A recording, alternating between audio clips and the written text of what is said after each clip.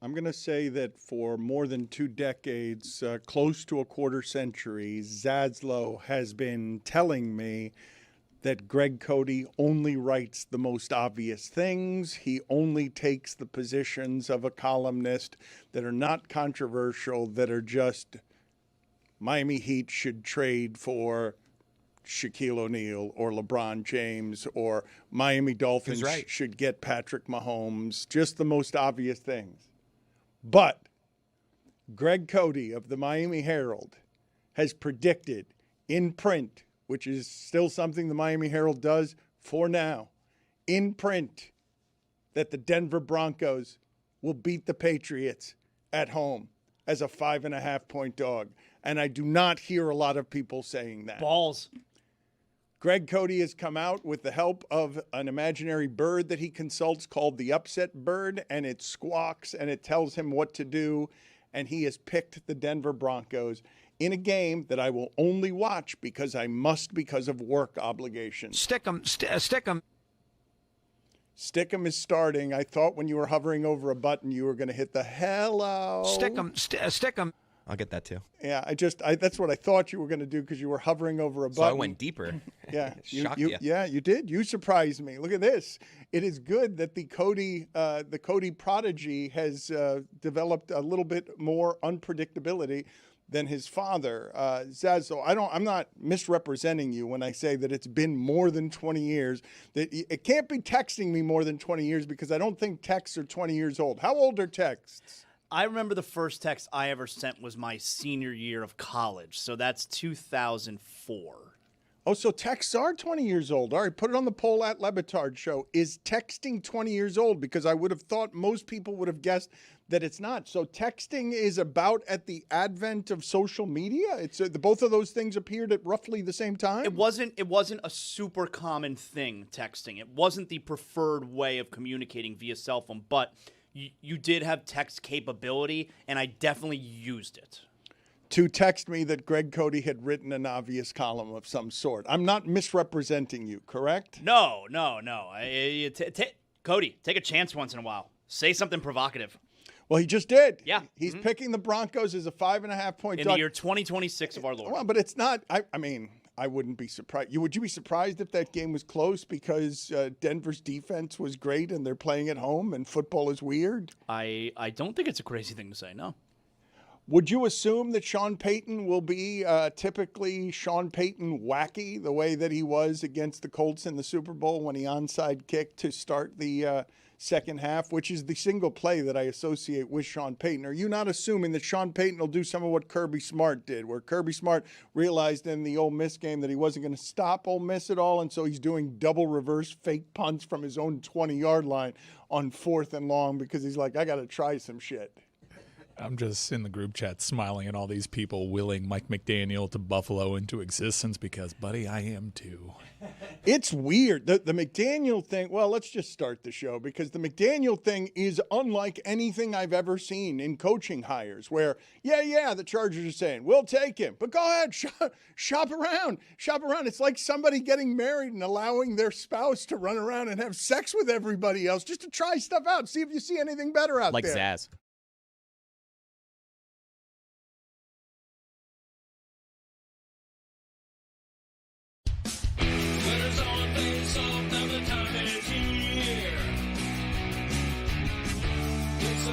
Changing on the fly. If checks and tricks are gonna make them cheer, but the bombs start to chirp and riding high. Now it's time for action. Tonight's gonna burn this barn right up. The slap shot will light the lamp so nice. Let's go for a breakaway on the chase to raise the cup. We'll be standing on our heads till we meet them at center ice. Hockey is back, Jack. Hockey is back, Jack. Hockey is back, Jack. Baby, and we'll meet you at center ice.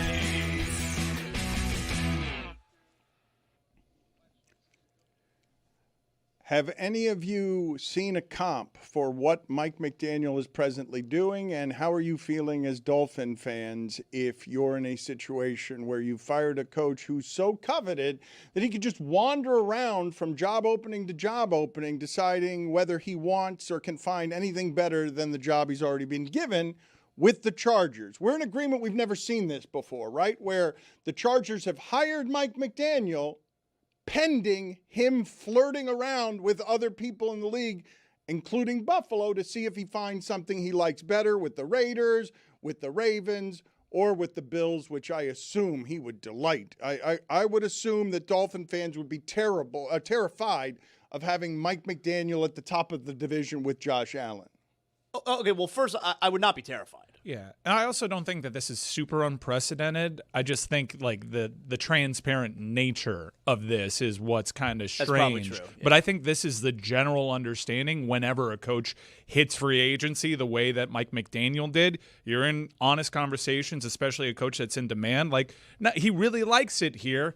He wants to be a head coach, though, so if that's available, like, please understand that he would take that over this. He will take the Bills' job. The public part, this is unprecedented. It's something I have not seen before, okay? Play out in public where the Chargers are good with someone they just hired to work with Justin Herbert, wandering around and seeing if he can find something better over the next few months. And also not with a lot of precedent is a fired coach mocked in this market having the ability to do something like this, having the power to have this number of choices where you're like, yeah, this is interesting for now, but I'm going to go do some other interviews. And then the team announcing, no, we're going to make this our offensive coordinator, and we're going to put an asterisk on it. Diana Rossini has reported that Josh Allen is heavily involved in this process. They will take into account what he has to say on the matter. You look at Josh McDaniel's record against Mike McDaniel, how Mike McDaniel's teams, I know he's not a defensive guy,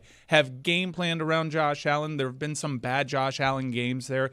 Miami's probably punched above its weight class oftentimes against that opponent, and he's probably sat on the sidelines admittedly impressed with what he's seen from Miami and Mike McDaniel's scheme, despite having players that most people don't think are super great in Tua helming the position. So I think it would be a great fit.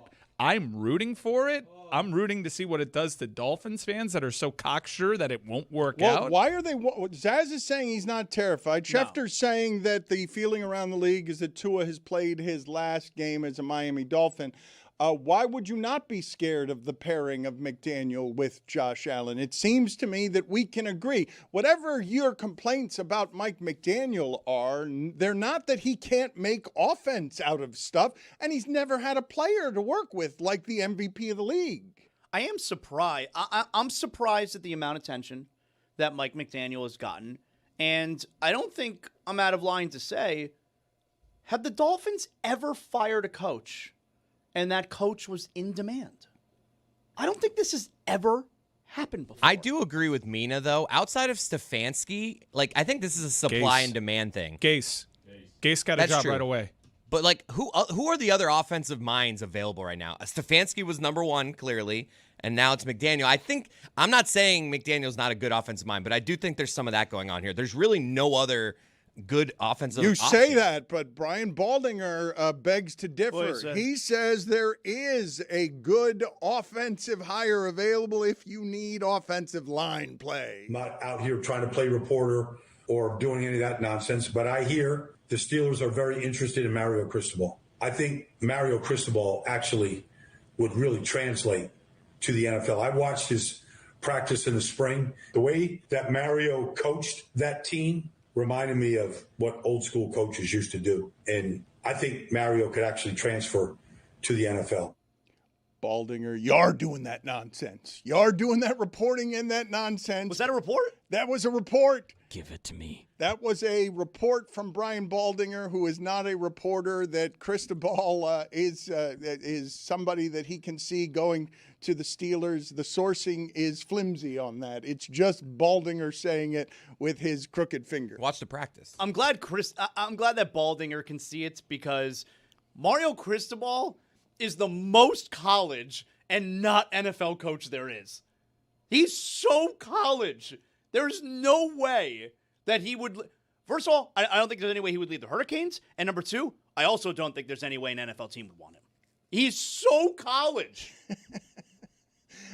Baldinger, though, likes offensive line play and also he longs for the days when guys had to practice and coaches denied them water. Put it on the poll at Le Batard Show.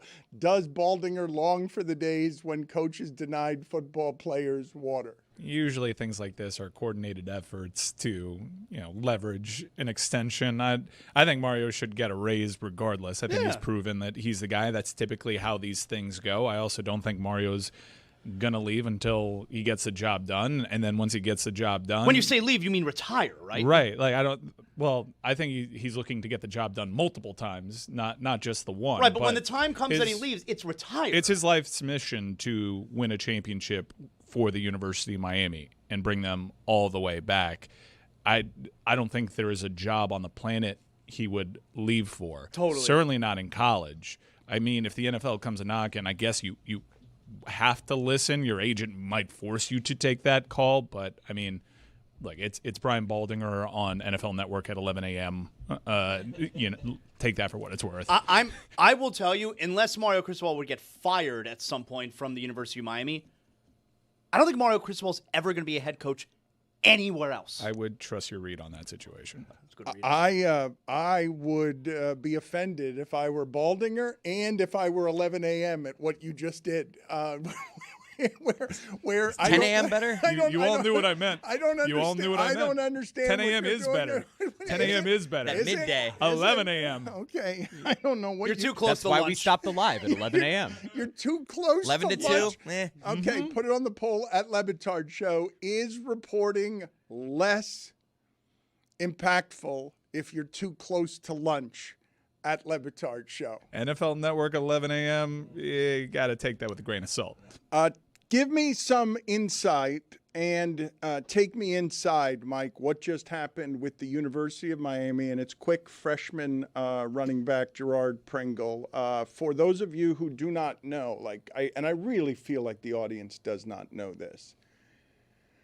The way the portal's working, 80 to 85%, I've heard a number as high as 90%, these kids who go into the portal just leave college football because nobody wants them. There are thousands of players being ground up by this freedom, and I don't think most people know that the going into the portal doesn't just mean that you actually end up with another scholarship at another school. So why do they do that? Well, because they're not happy with playing time, because they're kids, and I think this is underreported as well, and it's dangerous, and it's especially dangerous when you've got these agents involved and these self-interests involved. Family members being upset about a kid's playing time when all of them think they should be playing as freshmen is just a giant problem in that sport. It's why I tell you that I would not want to, for the money that they pay in college football, have to be a college football coach that has to deal with all of the parents who are upset because their kid, because 2/3 of your roster isn't getting the playing time that the families want. So, Mike, take me inside the business of this, where Pringle goes into the portal and evidently just renegotiates his deal and then ends up coming right back. What happened there? Well, most of the time when you have a situation where someone is frustrated, either wants more money or more playing time or a combination of both, it never manifests with the player actually entering the portal. In this case, it did, which is rare, especially with how Miami's collective operates. As soon as he hit the portal, usually you get some messaging like, yeah, that was in the works for a long time. Pringle did surprise, but it was also very quick that the University of Miami made it known to those in the know that they were looking to retain him. It's a strange move because you don't really see it coming out of Miami all that much. It's posturing, and it ended up working out with him. I do know that he was very frustrated. The player was very frustrated by not featuring in the college football playoff the way that he did to close the season. Pringle was a big part of this team, and that late season surge to the CFP. He is a young player, and they didn't trust his pass blocking. I think that was evident whenever he was on the field, and Mark Fletcher is one of the best pass blocking backs out there, and they trust Marty Brown a little bit more. You didn't get playoff time in your freshman year, and that makes you want to leave? I'm with you. I think if he sticks around, he's going to be a huge part of the team next year. And if the rumors are true about Mensah and Cooper Parkade, and now they just brought in Damon Wilson, like this team is shaping up to be very good next season. Can you take us through, though, what the amount of monies are we're talking about? I'm not talking about in this particular case, but if a kid goes into the portal, renegotiates his deal, and then 24 hours later is back at the school, how much more money did he make himself as part of what that renegotiation is? Don't make it about this one kid. Just make it in general about how this stuff works. I don't know. Like, clearly, if he went through the headache of entering the portal and then coming back, I do think that he probably got more. In this case, I don't know that to be true. I have not asked for specifics. I do admit that it is odd to see a kid go in the portal that Miami values, because if Miami really values you, you don't enter the portal. You have to understand, everybody is a free agent year over year. You have to fight to retain everybody. Teams, agents, all of it. It is a constant. It's not just during portal time, and people are being renegotiated as the season goes on. Zaslow, do you think the average person listening to this understands, knows that thousands of kids are going into the portal and just getting chewed up? I'll be honest with you. I didn't know up until like a few days ago that and it's probably because of Mensah, I didn't know until a few days ago that the team, the school, has to put you in the portal. I thought the player can just say, I'm in the portal now. I didn't know the team actually has to help you with that transaction. Yeah, there was one instance that I know of last year where the team was not going to cooperate. Yeah, I didn't know that. I didn't know that that's the way it worked. Yeah. I think there's so much out there, so much minutia that, by the way, I don't think the sportsman cares about either. Dan's math on it does make sense. I follow pretty much, if you were ever a University of Miami player, I follow you on Instagram, and like every offseason, I'm like, who is this guy? Like, where is this person? A lot of them don't pan out. Unless they go to SMU, that kind of worked out for those guys. But a lot of these guys end up going to much lower ranks, and they kind of fall off the face of the earth.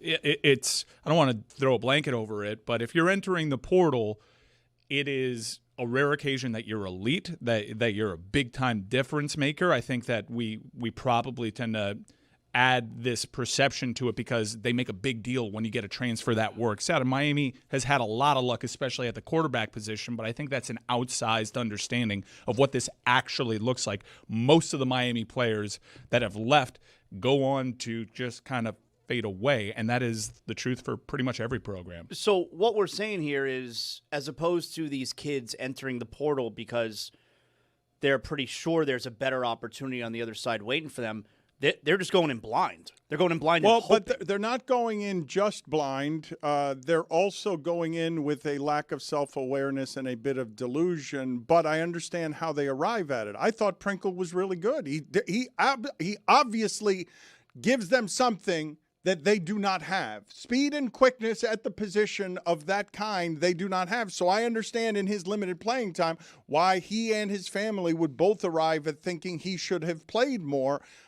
And I do understand also why so many of these players think that it's politics or something else that's keeping them from being great. Let's put up the photo yesterday here.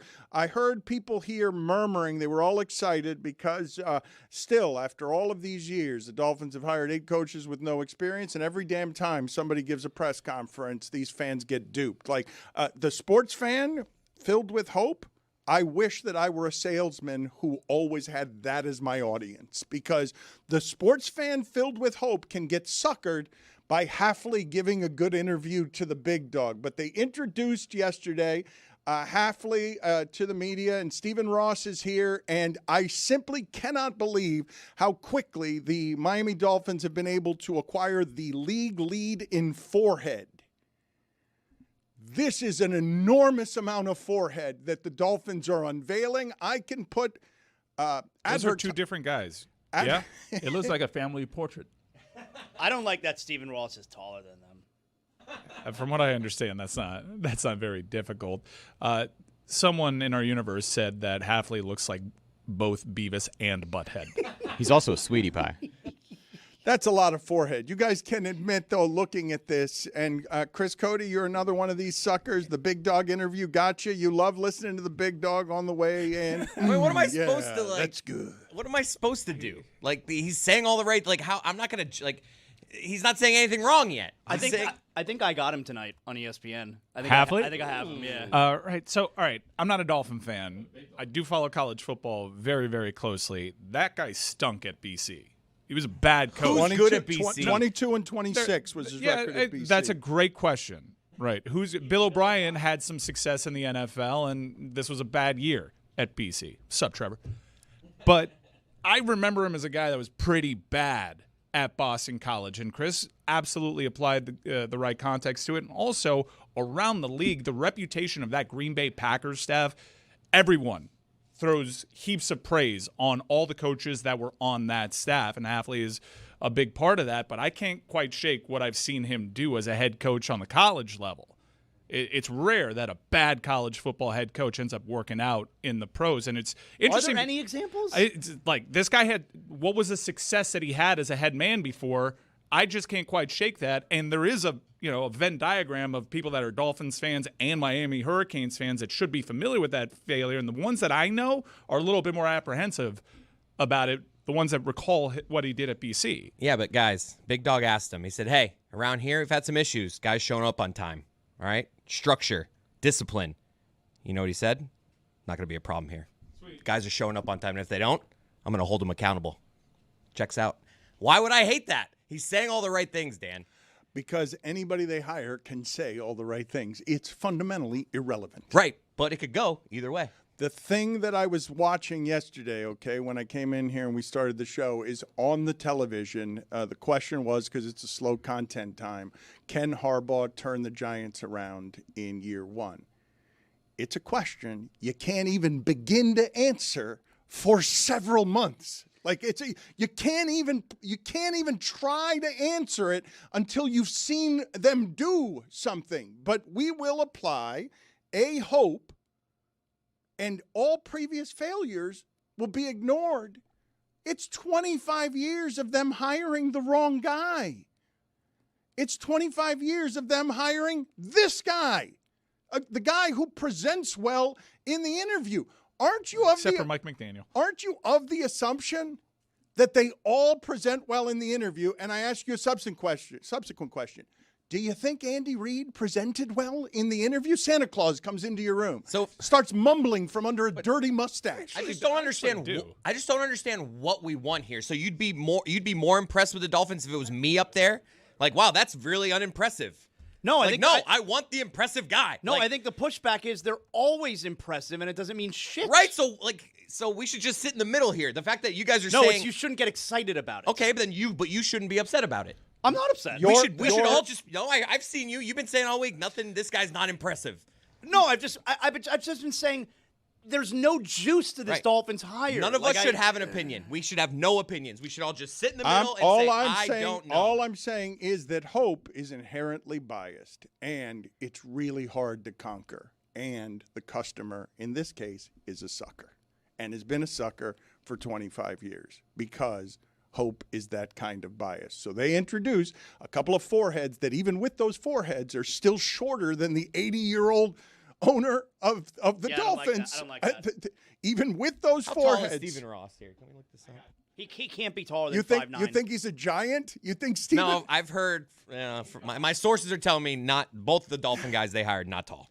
Okay, I don't want to do that. I don't want to shame them so the based foreheads on their you're good height. with. The height, that's correct. the line. That is where the line is for me. That is right. I think that forehead shaming is worse than height shaming. Is it? All right, put it on the poll at Le Batard Show. Which is worse, forehead shaming or height shaming? There are short kings. There aren't five-head kings. Did you find yet the height of Stephen Ross? Because I'm assuming the internet's going to make No specific information available. I think the internet's going to make that hard to find. I got John Eric Sullivan, the new GM, listed as 5'9". No chance.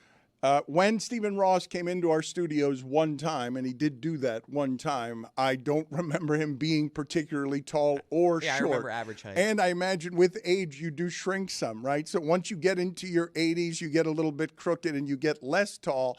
I understand what Zaz is doing when he doesn't like that the leadership of the like it. Dolphins, both the GM and the coach, are shorter than the 80-year-old owner. Everybody knows old people shrink too, so I especially don't like that. Jeff Hafley, it says here, he's listed as 5'10". You're trying to tell me Stephen Ross is 6 feet tall? No. Very strong opinion from Zaslow there. Let me get to a couple of other things that I want to get to here. I wanted to ask you guys, because we skipped past this, and I was a bit embarrassed by the way that we covered it, because there was a little too much glee about Jimmy Butler being injured when that's not what I felt at all. But one of the things that I didn't comment on, and the Warriors have now lost 5 straight games when Steph Curry scores 35 or more points. I don't know how that's going to end with the Warriors, but it's over. Like, everything happening there is done, and it finishes when Jimmy Butler goes down.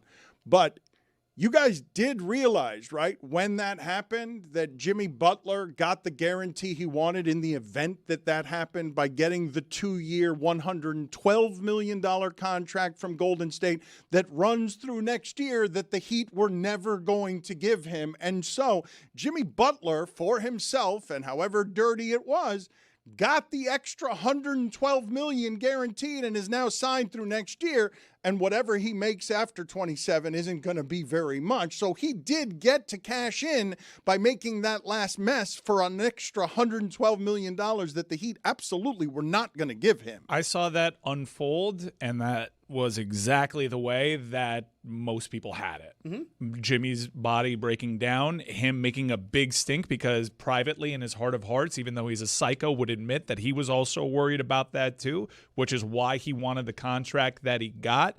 And Miami didn't meet him there because they were worried about that. That is exactly the way that it was always going to happen. Can you imagine the reaction if this happened and he was still in a Heat uniform? Like, Pat Riley was right.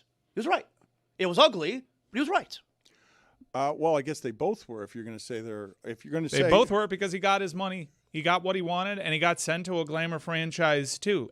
Everybody got what they wanted. It was just an ugly way to get there. Well, but everyone got what they wanted, but is now worse for it because all of these entities were better before any of this happened. The Golden State Warriors are now finished. Like that, what I just said to you, I'm going to give you the stat again because it's problematic. They've lost the last 5 games where Steph Curry has gone for 35 plus. I don't know how that's going to end, and I don't know how it's going to end for LeBron with the Lakers, but it's over. Mm-hmm.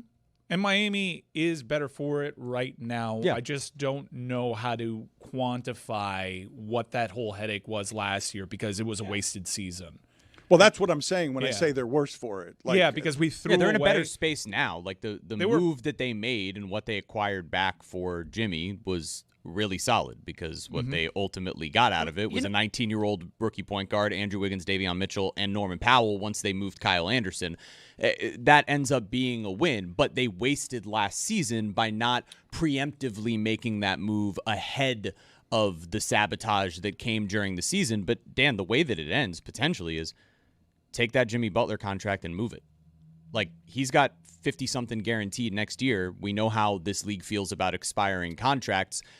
If you're some franchise that is willing to take money into that space, like there have been rumors already that DeMar DeRozan is the type of guy they could look to at least create the similar downhill motion in their offense that Jimmy creates. It's not 50, it's not the same Jeremy. replacement. It's not 50. It's $61 million a season is what Jimmy Butler ended up getting from 56.8 is what I've got here for next year. 2 years, $112 million is the deal that he signed. And the Heat are now 9-15 over their last 24. They lose last night to Portland because they went 9 of 45 from 3. And no one ever plays. No Ware, no Hero. Like, no one ever plays. I'm reading into the Ware thing a little bit.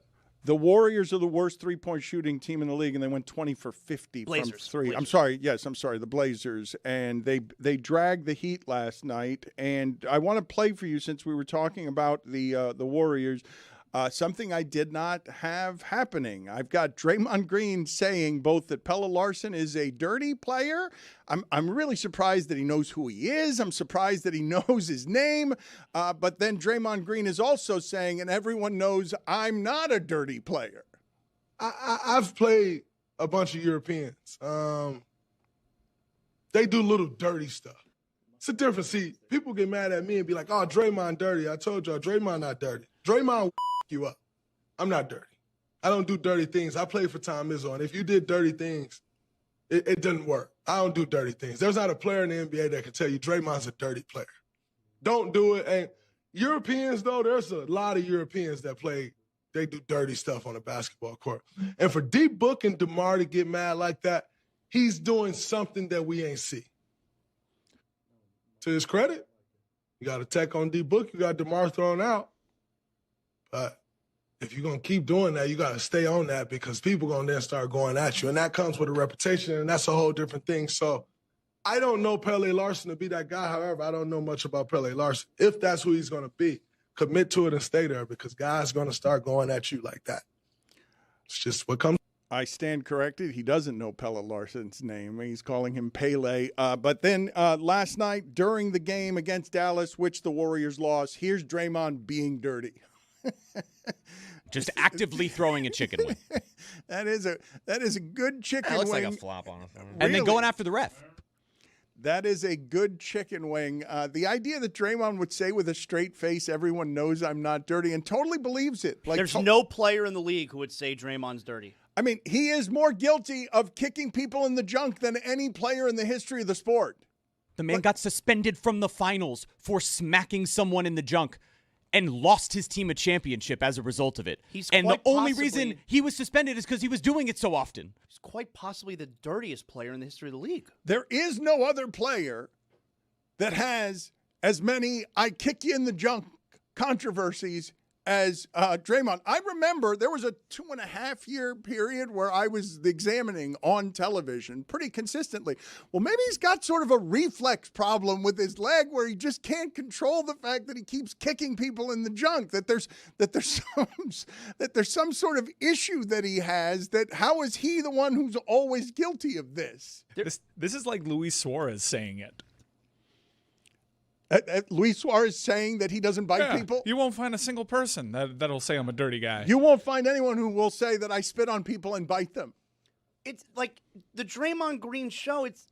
It's like the diary of an insane person. Put it on the poll at Le Batard Show. Is the Draymond Green show like the diary of an insane person? There was a time where it was statistically more possible for a soccer player to be bitten by Luis Suarez than a shark. I saw that. It's true. I don't know. He did 2 in like back-to-back. Like it was like over like a 1.5-year span. Did it at the World Cup.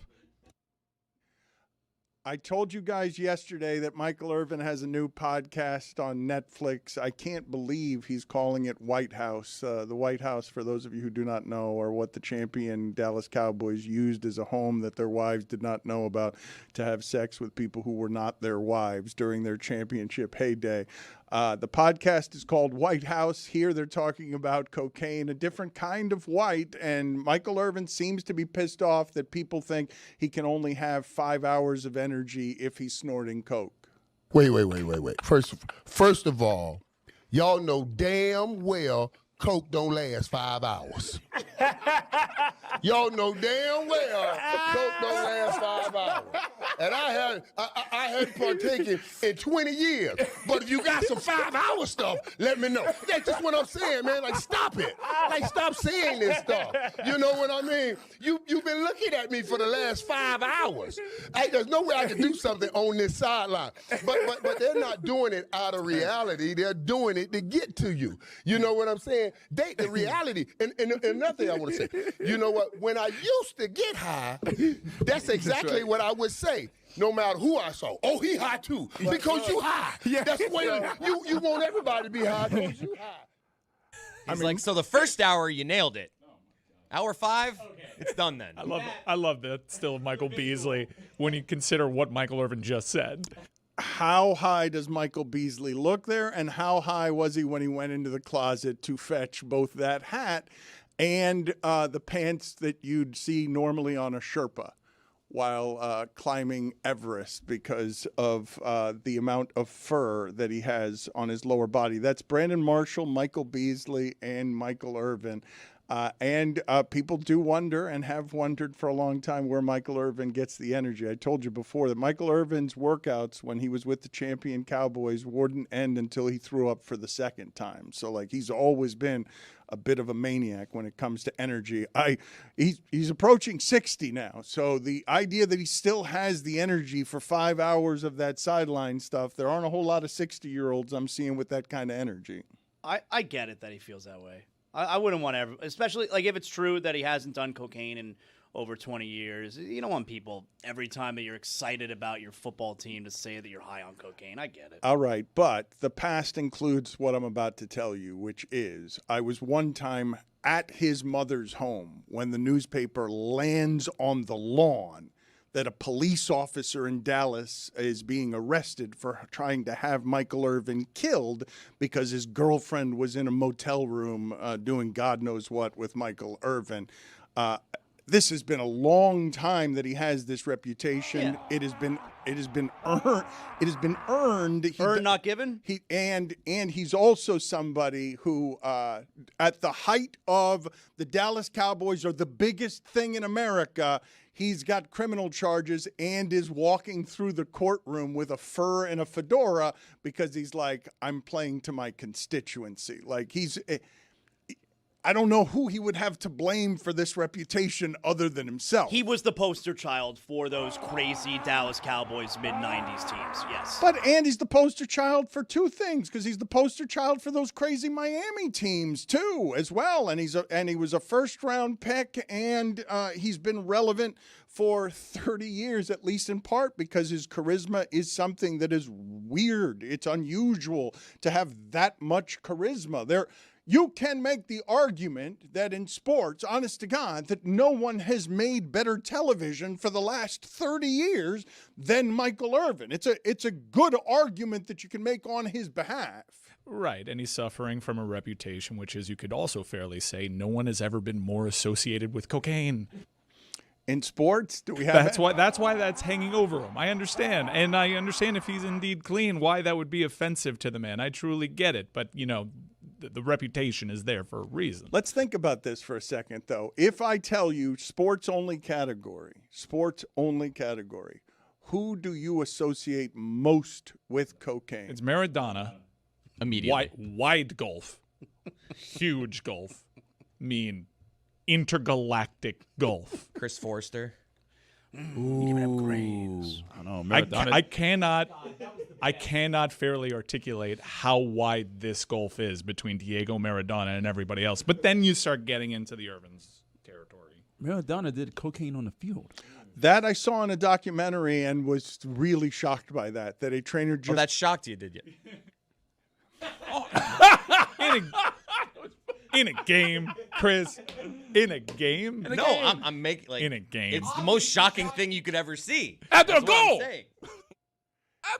A trainer came on the field. Yes, I'm watching a documentary. I thought I was familiar with Maradona's cocaine use. Yeah. How did he do it? They just came out and gave it to him, and he just did it right there on the field. Like was it a bump? No, did they bring out a mirror? No, it was After a goal. It was a baggie. Yes, Zaz, they brought out a Led Zeppelin mirror that you buy at the carnival.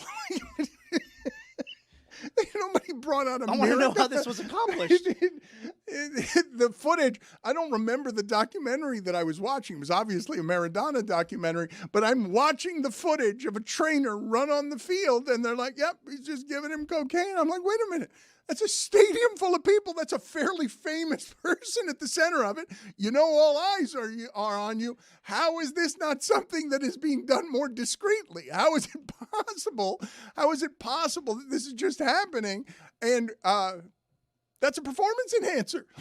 The referee didn't care. It didn't seem like anybody cared. It just seemed like that this person had a habit, and this is how you fed the habit, and everyone sort of understood that this is how you keep Maradona continuing to play soccer for you. That's got to at least be a yellow. Just a yellow card. Put it on the poll at Le Batard Show. If you do cocaine on a soccer field as a player, should you get a yellow card? Yes or no? And I want to go back a second because I want to go to this photo again.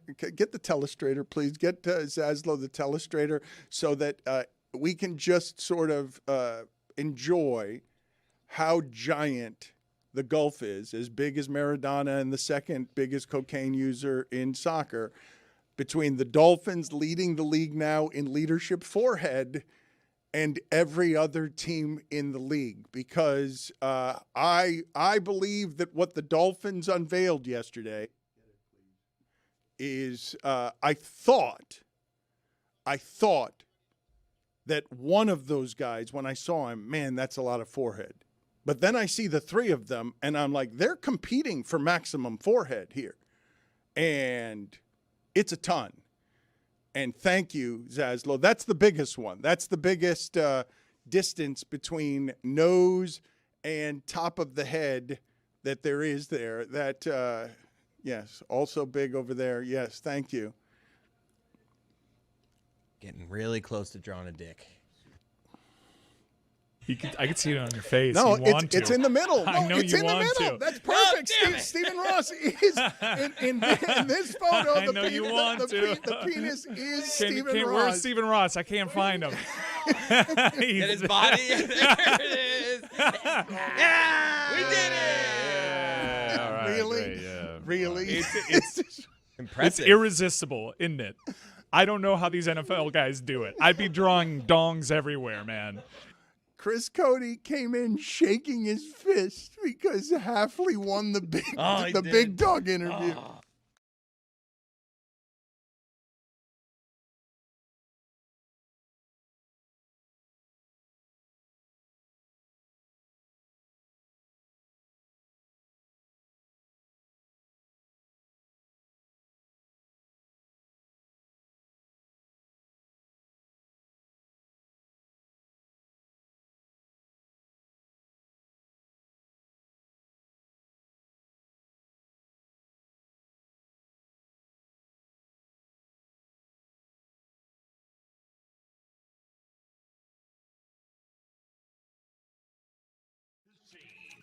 But Mike said it best. The press box has changed. I mean, seriously, get over yourself. We're going to talk during the post game. Tim Reynolds, enough. I mean, enough. I mean, seriously. you just got to know when You're the not Dan allowed to cheer in the press box. Did you know that? Well, That's I a did. cardinal They were cheering rule for in Will baseball. Manso. I think that's allowed. And Goldie. If the Dan Le Batard Show comes to a hockey press box, hilarity is going to ensue. Yeah. They're going to yell at Will Manso for 7 minutes, and you're probably going to have to go to a 7 stairwell to seconds. write, man. Like, it's just... If it was 7 minutes, I'd get it. It was is what 7 it is. seconds. Exactly. I mean, David, everyone else was saying hi. They were enjoying the show. They were laughing at us. But one guy is still clutching on to his newspaper deadline. I'm a little and it's disappointed. Tim Reynolds. And is he your demographics, too? I don't know. I happen to like Tim a lot, and Enough of him. I imagine this was going to be like E.J. Raddick or something, but that's just a bad look for Tim Reynolds. Listen, Yeah, I went I up do to him appreciate afterwards. This was the best part. Stugotz is like, I've known Tim for years. I'm going to go fix this. He walked to Tim and walked right back very quickly. Yep. It was a very quick interaction. Well, he was writing. Okay? He's on deadline. It's Enough of the deadline. It's a We're on deadline. We're on deadline. I gotta get home. I feel like playing off hockey. I gotta get home. I mean, Yeah, we're on deadline, too. We got to get that post game out. It is a working press box. Tim Reynolds is a journalist who's trying to write, and Stugotz is back there. Hey, Will Manso! that was Chris and Goldie. Don't leave out Goldie. We're on deadline, too. They're going to kick us out of that press box a lot sooner than they'll kick out Tim Reynolds, who's just typing away. That's just Those writers had their game stories done before the end of the Precisely. Yeah, a good writer, right? Oh, What happened there? I apologize to him. I've known Tim for decades. I mean, Cody was done. He was out of there. I mean, you know. What was that interaction like, Stugotz? Take us behind the scenes. You walk up to him, you say what, he says what. I said, Tim, I apologize. That's on me. I should know better. Not Chris, okay? I should know better. I've been in press boxes before. I know you have a deadline. I apologize. And he said, that's fine. Just, try to keep it down. That is way too long. That was Way much too longer long. than the actual He's on conversation. deadline. I always extend it a little bit. I mean, you guys Can we know that. call Tim Reynolds and just ask him about what the Don't, interaction was no, like? no. Greg Cody's back in my day.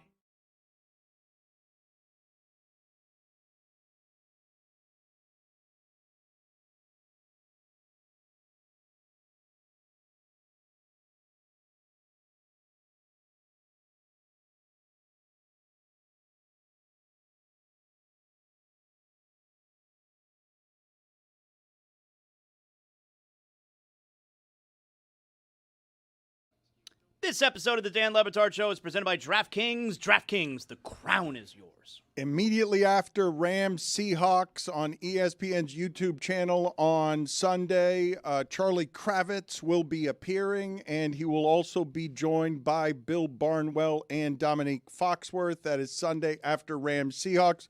Also, at the Super Bowl, proceeds going to the Special Olympics when they're in San Francisco, February 5th. Charlie Kravitz, along with Marcus Spears, Kevin Clark, and Mina Kimes, will be doing a live show. All the proceeds going to the Special Olympics. You could get tickets at kravitzpodlive.com. It's foxworthpodlive.com if you want tickets to Dominique Foxworth. Dominique, how would you feel about this? Let's play this video of poor Jordan Poole, who I now associate only with getting punched in the face. Let's play the video of Jordan Poole in a classroom at a school, and the kids, you just don't expect this to be something that happens with the kids when Jordan Poole is there, but this happens. Who was your favorite best teammate when you used to play for Golden State? Golden State? I had a lot of really good teammates. I would probably say Kawhi Leonard, who's on our team now. We grew up together, so we kind of had a relationship. But Steph's up there, Clay's up there, Andrew Wiggins up there. All those guys are still super cool. You used to watch when we were in Golden State? But how did you feel when Draymond punched you? Oh my God. Tough, bro. It was tough, bro. How do you feel? How did you feel when Draymond punched you? It was tough, bro. Dominique, you can't expect better than that from kids. Kids can't be trusted in that situation. Yeah, I think that there's a certain age where you forgive them, where they just like let anything spill out of their mouth. Those kids look older than that. That little rage baiter was on to something. That was part of the plan. They had the cameras set up and everything. They tried to get my man Jordan. They need to leave him alone. Let him live. Was there a mother there that just shouted, "Oh no," reminding me of Mike Ryan and the pity that he had towards Zaz the other day when he had trouble spitting out a couple of words, where Mike is just like, "Oh boy." I also wanted to bring up with Dominique Foxworth what happened yesterday with LeBron, which he really is at the point at 41 years old where I think he cares very little after 20 years of things being said and written about him every single day. He's not just someone who doesn't care about that stuff, Zaz. He's also someone who's old enough as the oldest player in the league to have the quote of, "I'm 41 and I watch a lot of golf every day." Let's hear this back and forth and get Dominique's thoughts on how this is all going to end with the Lakers, as an ESPN.com article reports that he doesn't get along with Jeannie Buss, that his ego is outsized, that the Lakers have wanted to get rid of him for a couple of years. Is this where you want to finish the season? I'm good. I'm good. I'm good. Last two. Everybody's crazy. Everybody's crazy. I'm gone. See y'all later. Bye. Who said bye? Bye. Yeah, I mean, I don't know. LeBron is his like existence is so unique, and him as a person is so unique. It feels like at this point, he's obviously still a very talented basketball player and important to a team, but at some point you're like, prestige and confidence and ego outstretches your contribution. So while he's still an incredibly good basketball player and a good piece on any team, he doesn't have the power that he once had. And I feel like that's something that slips away, and we're watching it happen. Did you see, speaking of LeBron, did you see he had Lorraine Motel basketball shoes? Nobody else saw that. I didn't see that. I did see that. And look, I'm not the person to opine about it, but I did hear David Dennis Jr. had a lot to say about it. I thought it was interesting. Oh, yeah, I don't know. That was his attempt at celebrating Dr. King Day as shoes that were the same color as the sign at the hotel where Dr. King was assassinated. Like, of all the things that you want to celebrate or draw attention to, that ain't it. But, I mean, I think LeBron has been pretty active in social causes, so it's just a ridiculous miss. And I think that over these years, LeBron's been pretty close to as perfect as you can be, all things considered. But at some point, like, even the king is going to make some mistakes. But yeah, They're sick of him. I would understand being sick of LeBron. I could understand being sick of LeBron when he's the best player in the NBA. But what comes with his like annoyances is that he's super talented, and now he's a little less talented. They have a new LeBron and Luka, and they treat him a little funny. I bet they weren't talking like that before they made that Luka trading, or they weren't talking like that when he was winning another championship. Like, it's hard, and when you get to the end of this, when you've outlived your talent and you've been underpaid for your entire career, and you expect to like be overpaid at the back end of your career. What LeBron has meant to this league overall has been absurd. Like, he's increased franchise values, not just of the teams that he's on. So I get also like thinking everybody's crazy. Like, now all of a sudden y'all want to talk crazy about me. Now you want to leak stuff about me when I've been carrying this whole league along with Steph and KD and those guys for 2 decades. Like, everybody's been eating on LeBron, and now like pushing back on him a little bit, I think could get a little annoying. We're going to play a little more sound here from LeBron, but in that article, Zaz, when they're reporting that the Lakers are tired of his outsized ego, I mean, in what world would someone who's had the last 20 years that LeBron's has had not have an outsized ego? Like, in what world wouldn't you become him immune to whatever people are saying in articles because you've been for 20 years being written about and talked about every single day in a way that has criticism in it, even though you're more excellent than everyone else is and kind of unprecedented as a player? But let's play this other sound of LeBron James talking about his relationship with Jeannie Buss, the former owner of the Lakers, who's now sold the team for $10 billion. Perspective, how do you think your collaboration has been with Jimmy? What do you mean, collaboration? Well, just the partnership. I thought it was good, but you know, somebody could see it another way. So it's always two sides of the coin. So, you know, like I said, at the end of the day, how I represented this franchise and what I wanted to do to represent this franchise, so when I got here till now, has been with the utmost respect and honor and dignity, and I don't say loyalty. I mean shit. I've played here longer than pretty much any other franchise I've played for. Have you guys talked since that came out, like clearing the air, or is that something? We never talk. I don't understand. Like, it's not like me and Jeannie be on the phone talking. You guys ain't never heard a report about that. Don't make something out of it that is not. It's always been mutual. It's always been respect. It's always been a great partnership. But it's not like I call Jeannie on the phone. It's not like I call Mickey Harrison on the phone or Dan Gilbert on the phone. Like, come on, guys, don't make this more than what it is. I don't care is where that clip was supposed to end. I think the part that is interesting is, you know, I get it that of course, going to have an oversized ego. I mean, look how he's been treated, everything he's done for all of these years. But it appears, at least from the story, that Jeannie Buss is looking for some type of, I don't know if gratitude is the right word, but apparently, like, I got the impression it's coming off as if he believes that he's owed everything that the Lakers have been doing. But what Dominique is saying is true. He's been underpaid every single year in the league. He is his own economy. And Brian Windhorst is now saying LeBron's options with the Lakers are a pay cut, free agency, or trade. It's not making the same amount of money, and I would understand why someone who's that valuable and underpaid, that's empirical, right, Dominique? Like, every single year in a salary capped league, just because it's salary capped, right, every single year LeBron James has been underpaid in salary by his employer every year he's been in the league. Absolutely. And I would also like tie on to that we keep saying, and I'm a part of this also, keep saying his ego is outsized. Like, it's outsized compared to other egos, but it's not outsized compared to his contribution and his value.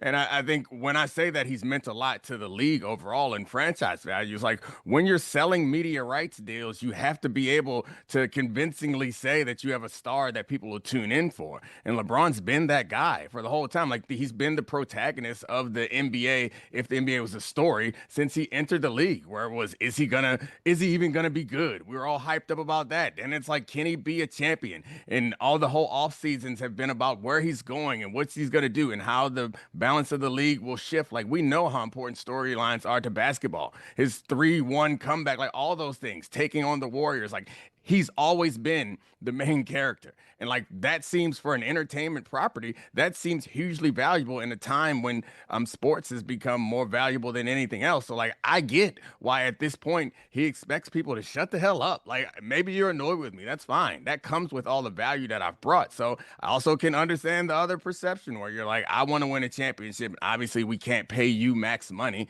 because you're not a max player and still expect to win a championship. But I would assume that he feels like he's owed, and he probably is, by the league as a whole, not just the Lakers. I think it's fascinating to even just wonder how this situation is going to end. And I mean, look, he was asked, do you want to finish this season with the Lakers? And he, I'm good. Thinking about how this is going to end, like, there's no way it actually ends within the next 3 weeks, right? Like, that's when the trade deadline comes. But just in general, the next couple of weeks or at the end of the season, I have no idea how this is going to play out. It feels like a completely unprecedented situation. I don't have a clue how this is going to go down, and it's super interesting. He's got a no-trade clause, which I would imagine he doesn't want to leave Los Angeles because the family is there, because the media interests are there. How about because his son is on the team? What do I do with my son? All of the other business stuff is there as well. Let's transition here for a second to football. The Seattle. I had Australian Open questions. I was going to ask him about Mackenzie Gore going to the Rangers. I thought we were hitting all the other sports. The Seattle Seahawks have not allowed, the defense of the Seattle Seahawks has not allowed a play of over 20 yards in more than a month.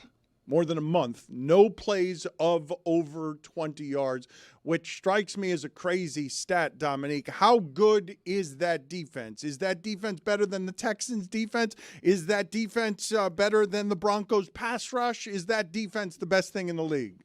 Over a month. I imagine it was a month ago when they played the Rams last, which makes this matchup really interesting because I remember Puka having at least 2 plays of like 30 yards in that game in particular. So I would say that this defense is incredibly good and versatile. They're a top of the league type defense. I don't think they're as good as the Texans defense. That defense, I think, had they made it further, we would have been talking about an all-time conversations. Had they been on a team that receives more attention, we would be treating that defense the way we've treated some of the greats in the past. That's how good I think that defense is without any weaknesses. The Seahawks defense is like a great defense for a season in my view. And they are one of the best defenses around because of their flexibility. And honestly, this is not just my DB bias. It's because their cornerbacks and their safeties have a level of physicality and versatility that allows them to play in nickel all game and not be weak against the run and have their intelligence, like with the route combinations, the way that they always have one extra defender over the route combinations, and they cover their coverages adapt to the route combinations that they see. And I think the Rams have found ways to exploit that, but most teams can, especially with the pass rush that they do have in that situation too. Dominique, do players watch their new head coach's introductory press conference? I think they do now. You can't miss it now. So like, it's everywhere. I don't know about the entire press conference, but you get a sense of how they respond to it. It's big news. I'm not sure that it impacts anything. You probably already kind of have an idea of the type of coach that you're receiving. You'll watch the press conference. You'll hear some. I think unless these players these days are different than they were back in my day, you kind of think that everything the coach is saying to the media is BS, and you're not like looking to that to get any real sense for who you're receiving. They have to win the press conference in their own way, and you're ready to like build a relationship based on what you've heard from other teammates or based on what you experience. So Dominique Foxworth has picked the Seahawks to beat the Rams in the other game. And Mike Ryan has been talking about this championship weekend having less juice than any he can remember. But I want to throw some stats your way, okay? Since the NFL started seeding in 75, home underdogs of 4+ points are 10-0 against the spread. 10-0, 6-4 straight up. And Sean Payton has coached 22 games without his starting quarterback over the past decade. In those games, he's 14-8. And if you remove the 5 games with third and fourth string quarterbacks, he's 13-4 with backup quarterbacks. What of those numbers mean anything to you, Dominique? So I'm assuming that those games were not the first start of the year in a conference championship situation. They were probably against other teams that didn't go on to win conference championships or go to the Super Bowl. But I think all the story around Jarrett Stidham so far and Sean Payton is like they won't take any steps back. They're going to be just as good. I think after watching a lot of the Jarrett Stidham tape that's out there, he's more athletic than I expected. He's still not as athletic as Bo Nix. They're not going to call design runs. He's not going to scramble for 12, 15 yards. He might give you 2 or 3 or 4 on a scramble. So I think they lose a big part of their game because if you watch you watch what Bo Nix did last week, he was cutting back, setting up blocks, going for 10-plus yard runs. They're going to lose that. But where I think they don't lose as much is the deep ball accuracy. If you've seen Peyton all year long, this offense around Bo Nix has, I want to say this in a way that doesn't feel like I'm insulting Bo Nix, but they've been kind of short screen passes and deep bombs. It's like what they want to do. It's really simplified. They don't want them doing a lot of intermediate coverage reading and trying to fit the ball into tight windows. And this offense has how good their offense is how accurate Bo Nix has been on those deep passes. He was 4 of 6 last week's game, and one of the ones that he missed was a drop by Sutton. And yeah, they balled. He had 2 touchdowns. That's what they want to do. They want to hit you over the head with the big bombs and not try to pick you apart. Jarrett Stidham, pretty good deep ball accuracy. So I think you may not lose any of that combined with Peyton's scheming and play design and play sequencing. You may not lose any of that, but the athleticism, I think you lose some. And just your first start. Like there's some things about the speed of a live game that the first start hurts. So while all those stats I think should be encouraging, and Sean Payton is a great coach, he's still a backup quarterback for a reason. They went and drafted Bo Nix while he was on the roster. Like they didn't have as much confidence in him as I think Sean Payton wants us to believe he does now. I mentioned the other day and got no reaction from this that in the history of the league, all 27,000 players, there's never been a player with a shorter name than Bo Nix. You guys want to try and see if you could come up with something close? Because I'll start the bidding with Ed Reed. See if you can come up with something close to Bo Nix, 5 letters. And in the meantime, please play Mad Dog trying to say the name of Denver's quarterback, Jarrett Stidham. But do you have confidence in Peyton getting the most out of the quarterback in this ball game here? Stick him in this game on Sunday afternoon against the Patriots.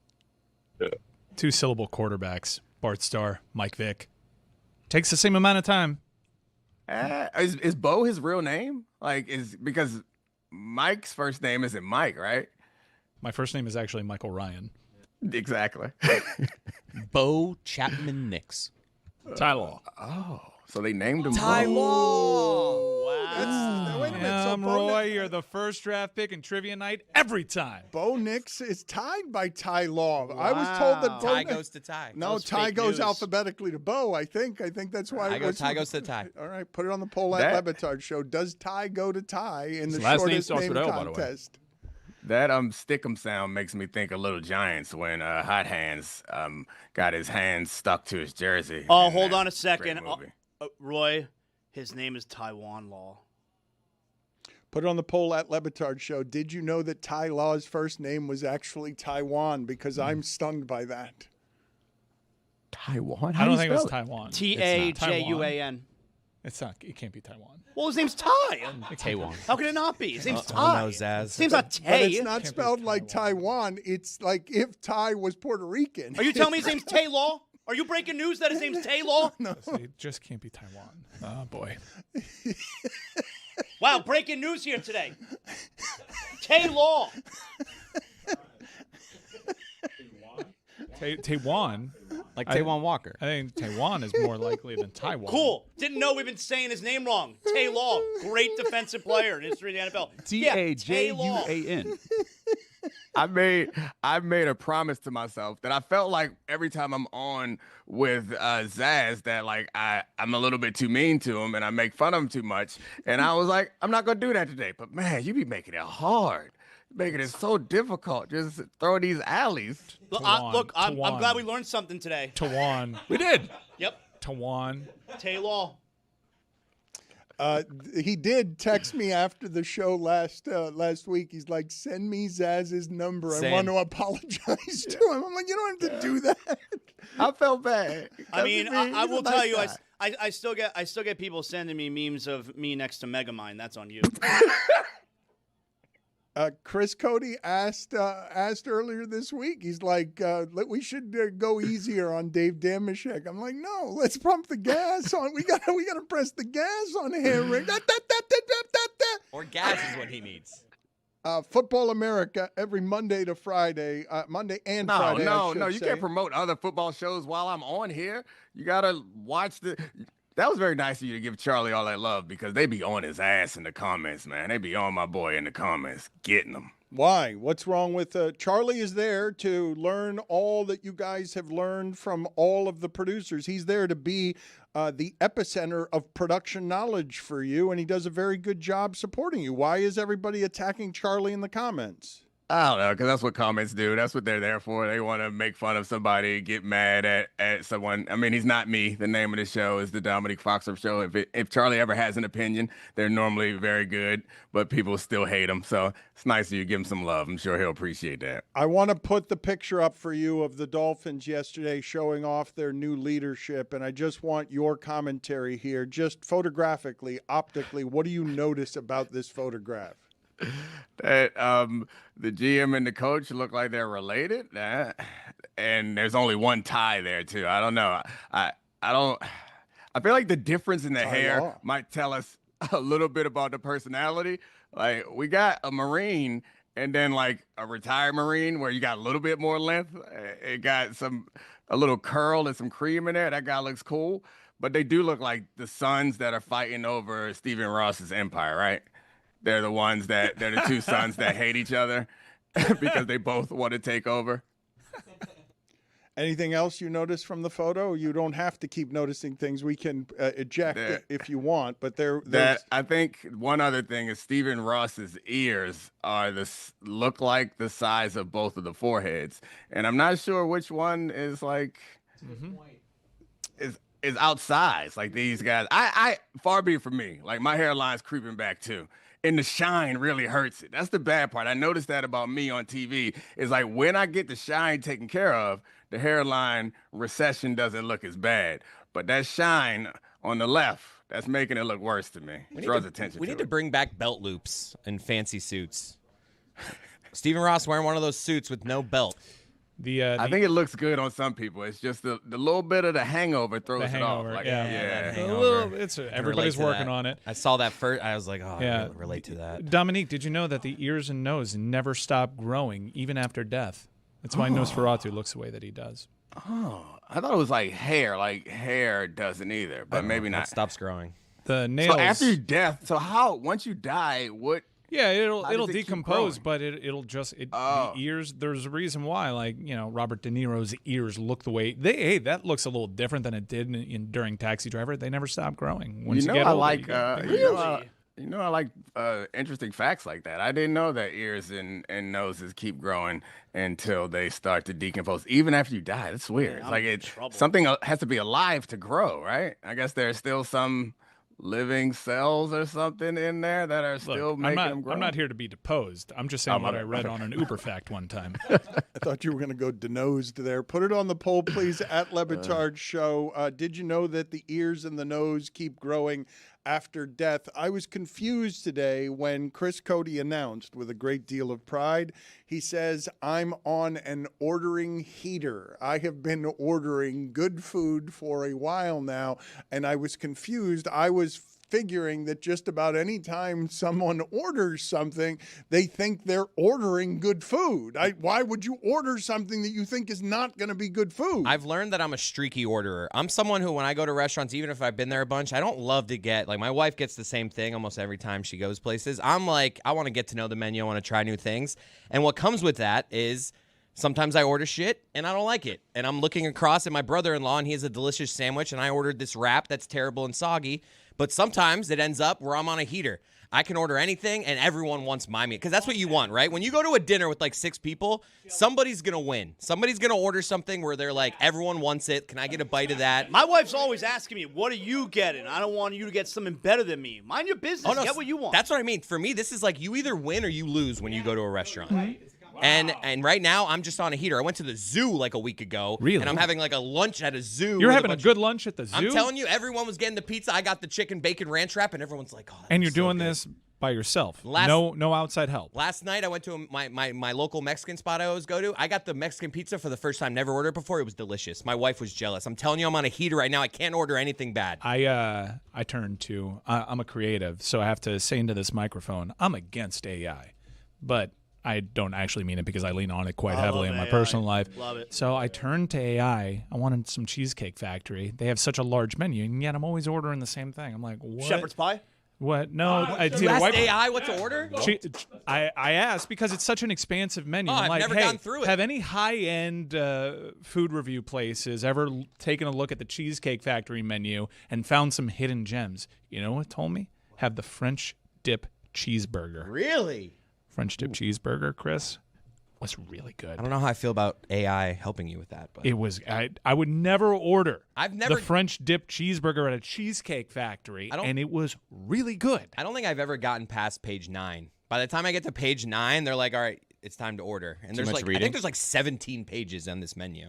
But if Chris believes it's a competition, I have to agree that, Mike, you're cheating. If it's a competition, you're cheating by bringing in the yes, AI. yes. That's PEDs. But there was also, in the results, it was also reassuring because it also won chicken Madeira, which is my usual go-to there. That is the solid. pot stickers, the sauce on the pot stickers, pal. Are you kidding me? It said that's up there. Avocado egg rolls, which But I've you don't also need to use done. the AI for what slice of cheesecake you're going to get. You could pick that yourself. No, I outsourced that too. I asked Juliet, what should I have? She went tiramisu, and she made a great choice. Peanut butter cup. I like the peanut butter Always, cup. Not the Reese's. always the peanut butter cup. Always. Peanut butter cup.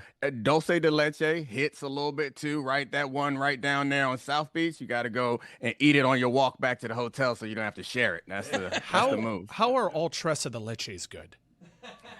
All 3 milks taste that good? You kidding me? All of them. Put it on the poll, please. The sauce on the pot stickers at Cheesecake Factory. My God, yes, pal. And how are all of the leches on the tres leches that good? Yes or no? I want to play some sound for you here that we played earlier in the show, Dominique, of Draymond Green and what I think. You tell me if anyone in the world outside of the Green family agrees with what he's saying here. I've played a bunch of Europeans. They do little dirty stuff. It's a difference. See, people get mad at me and be like, oh, Draymond dirty. I told y'all, Draymond not dirty. Draymond will you up. I'm not dirty. I don't do dirty things. I played for Tom Izzo, and if you did dirty things, it doesn't work. I don't do dirty things. There's not a player in the NBA that can tell you Draymond's a dirty player. Don't do it. And Europeans, though, there's a lot of Europeans that they do dirty stuff on a basketball court.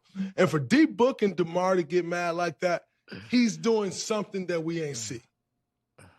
To his credit, you got a tech on D-Book, you got DeMar thrown out.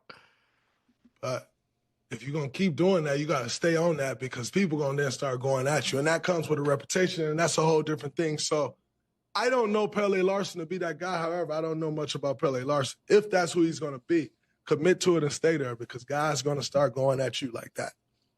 It's just.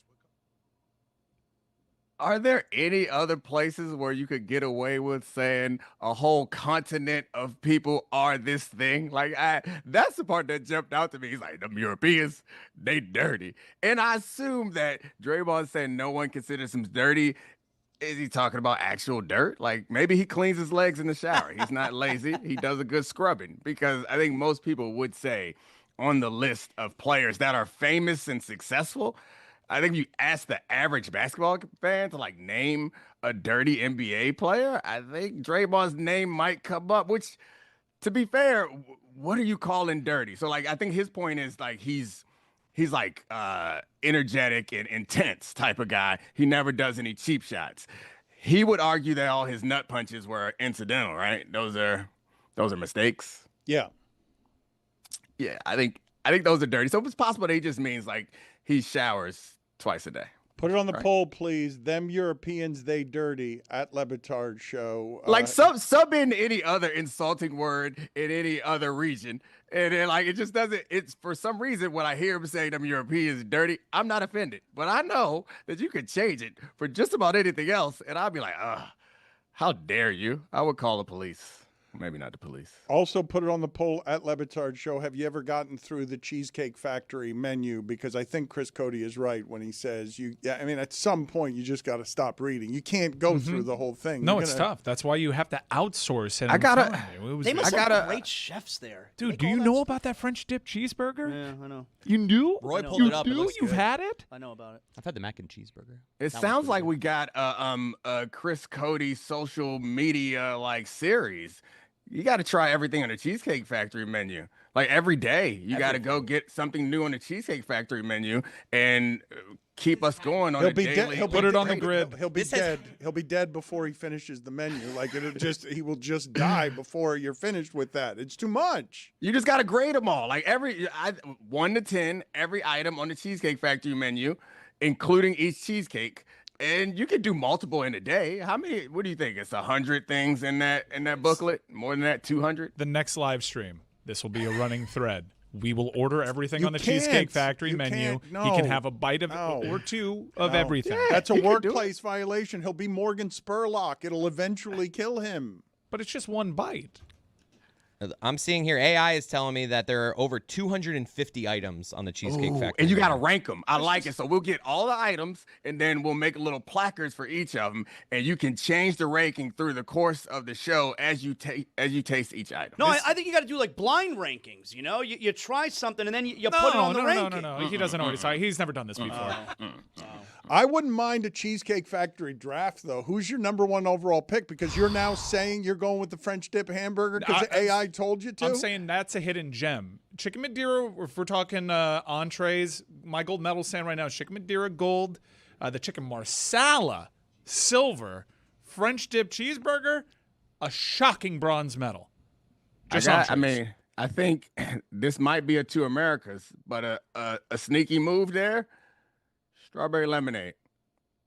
High on the menu. It is two No, Americas. you can't go liquid. You can't go to the. Wait a minute. Put it on the not doing poll the- at the- Le the Batard fountain Show. drinks. Can the best thing on the Cheesecake Factory menu possibly be a liquid? That's shocking what you just did there. What you just did there, that's not two Americas. That's you being counterintuitive in a way that's aggressively annoying. Let me tell you this. So there was a 60 Minutes thing a long time ago when Magic Johnson was first becoming the businessman that he is. And they were talking about the Magic Johnson theaters. This is a good story right here. This is a good story on Magic Johnson's business genius. Yes, I do know how he made the theaters popular for black people. Go ahead, though. I can't tell the story, but you and Magic Johnson can. I don't remember verbatim what he said, but I remember the piece, and it jumped out to me. I was young at the time, and I never forgot it. And it was they were like, you put these theaters in these black neighborhoods, and why are they so successful? And essentially, Magic Johnson was like, black people like fruity drinks. You go to the regular theater, it's just soda. It's just Coca-Cola. But I put flavored drinks in there, and that was the key to making the Magic Johnson theaters pop, according to Magic Johnson. I remember he said his Starbucks, he doesn't sell scones. Yeah, scones are a joke. The quote, I believe, is black people like flavors, I believe is what the direct quote is on Magic Johnson. And you can like flavors.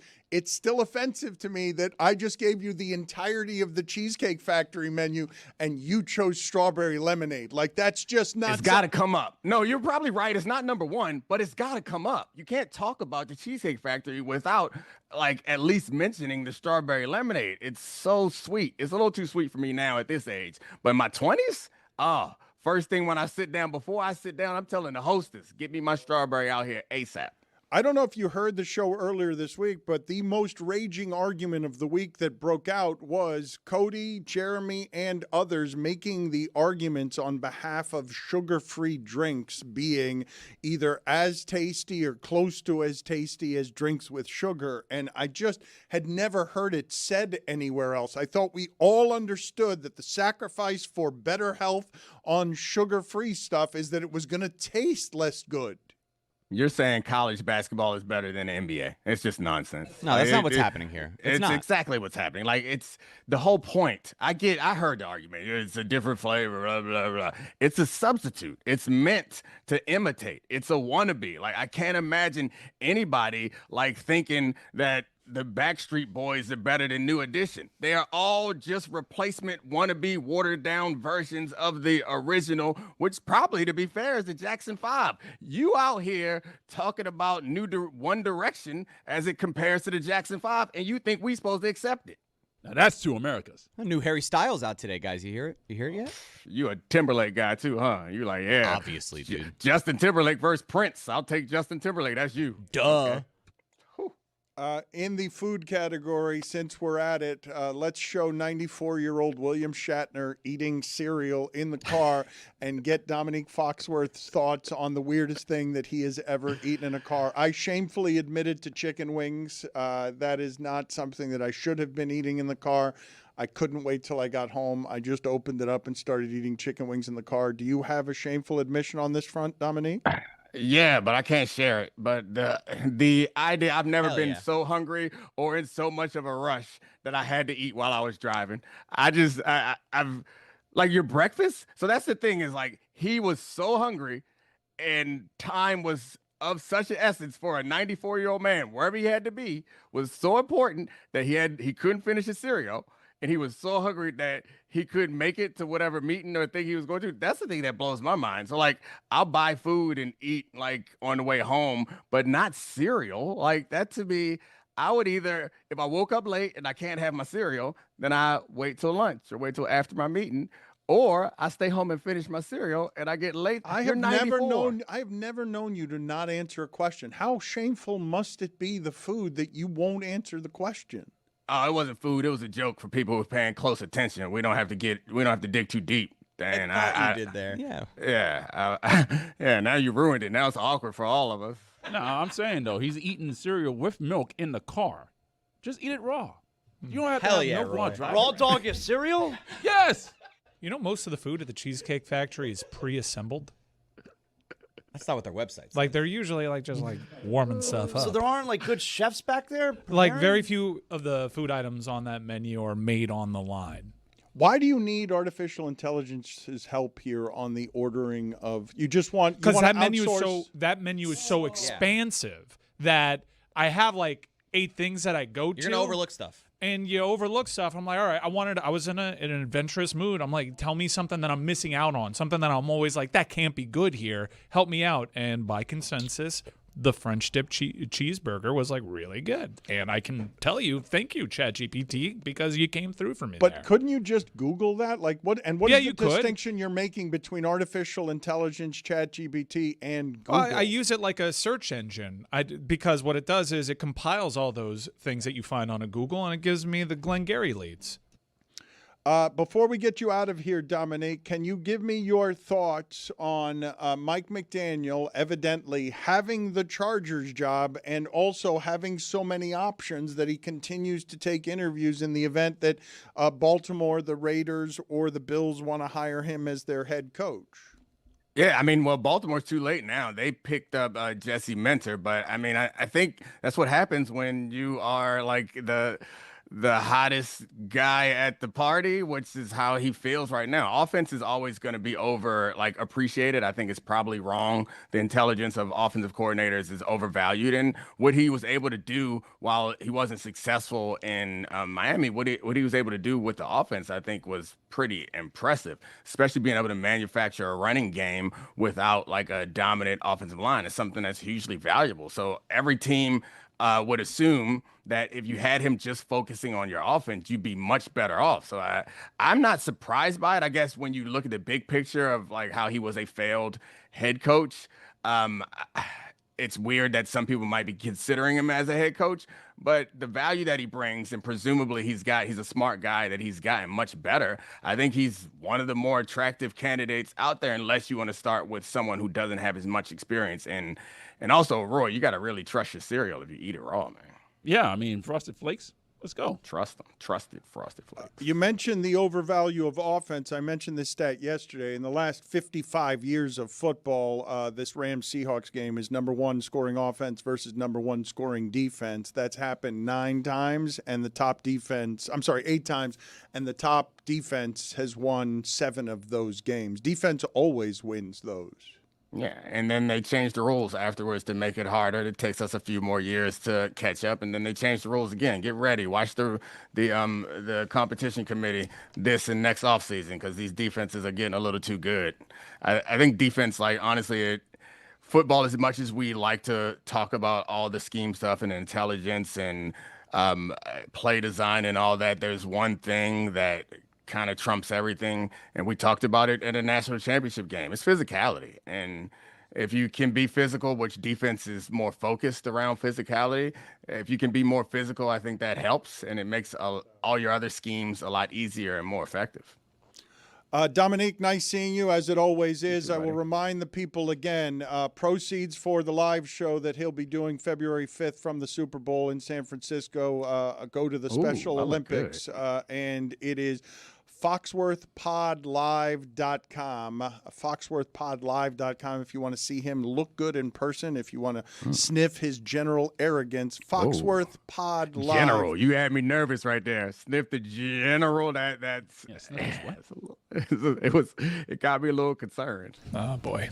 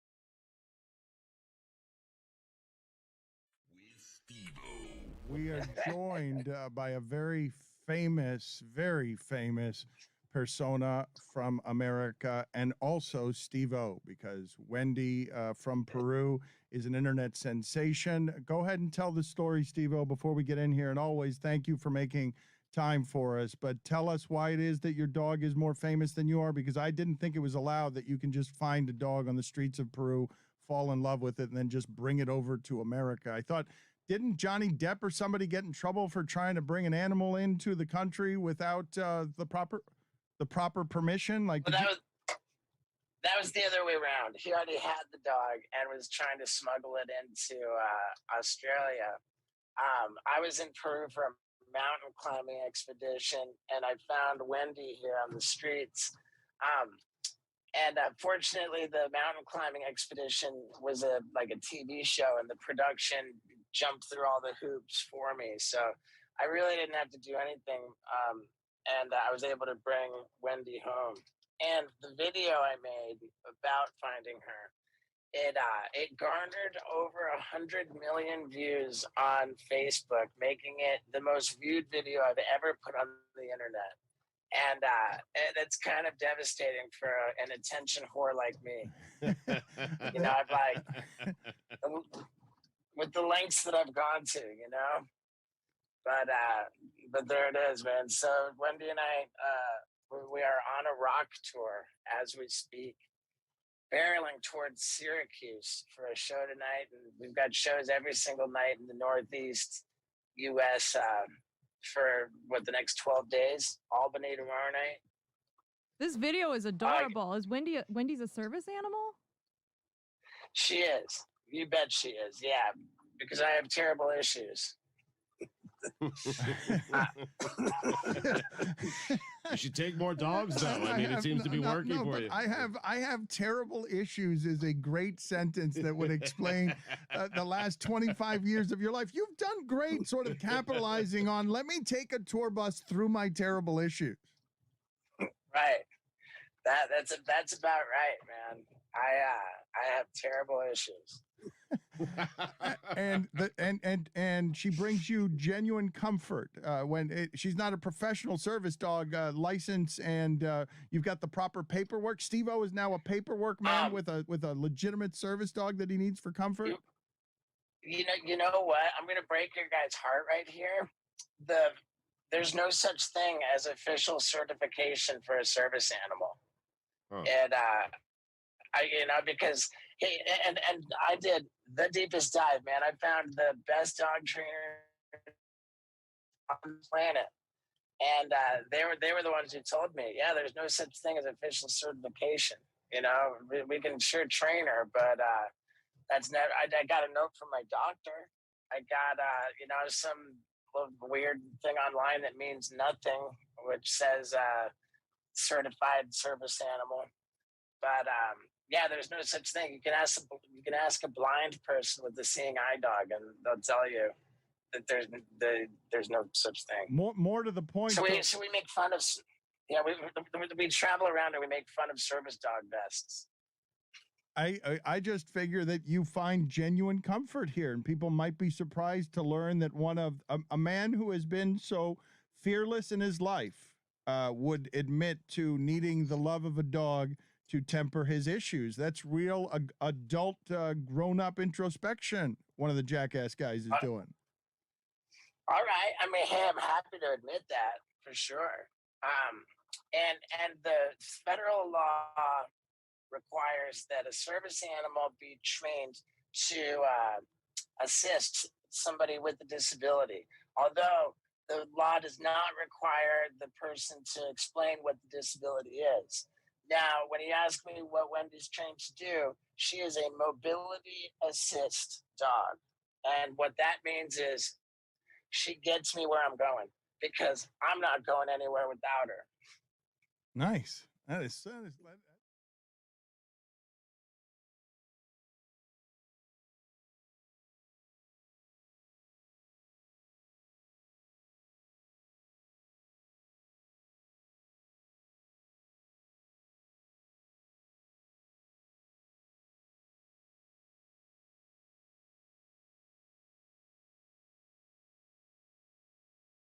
On this episode of the Alley Oop, it's a wrap. It's time, based on this last Giannis conversation in the locker room, it's time to just trade him, Juju.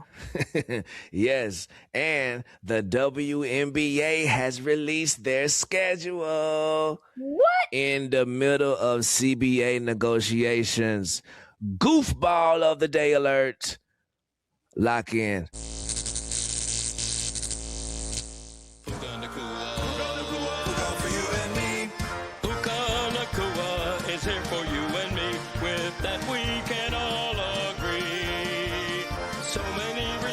Mean a contest, the perception that he could become the MVP.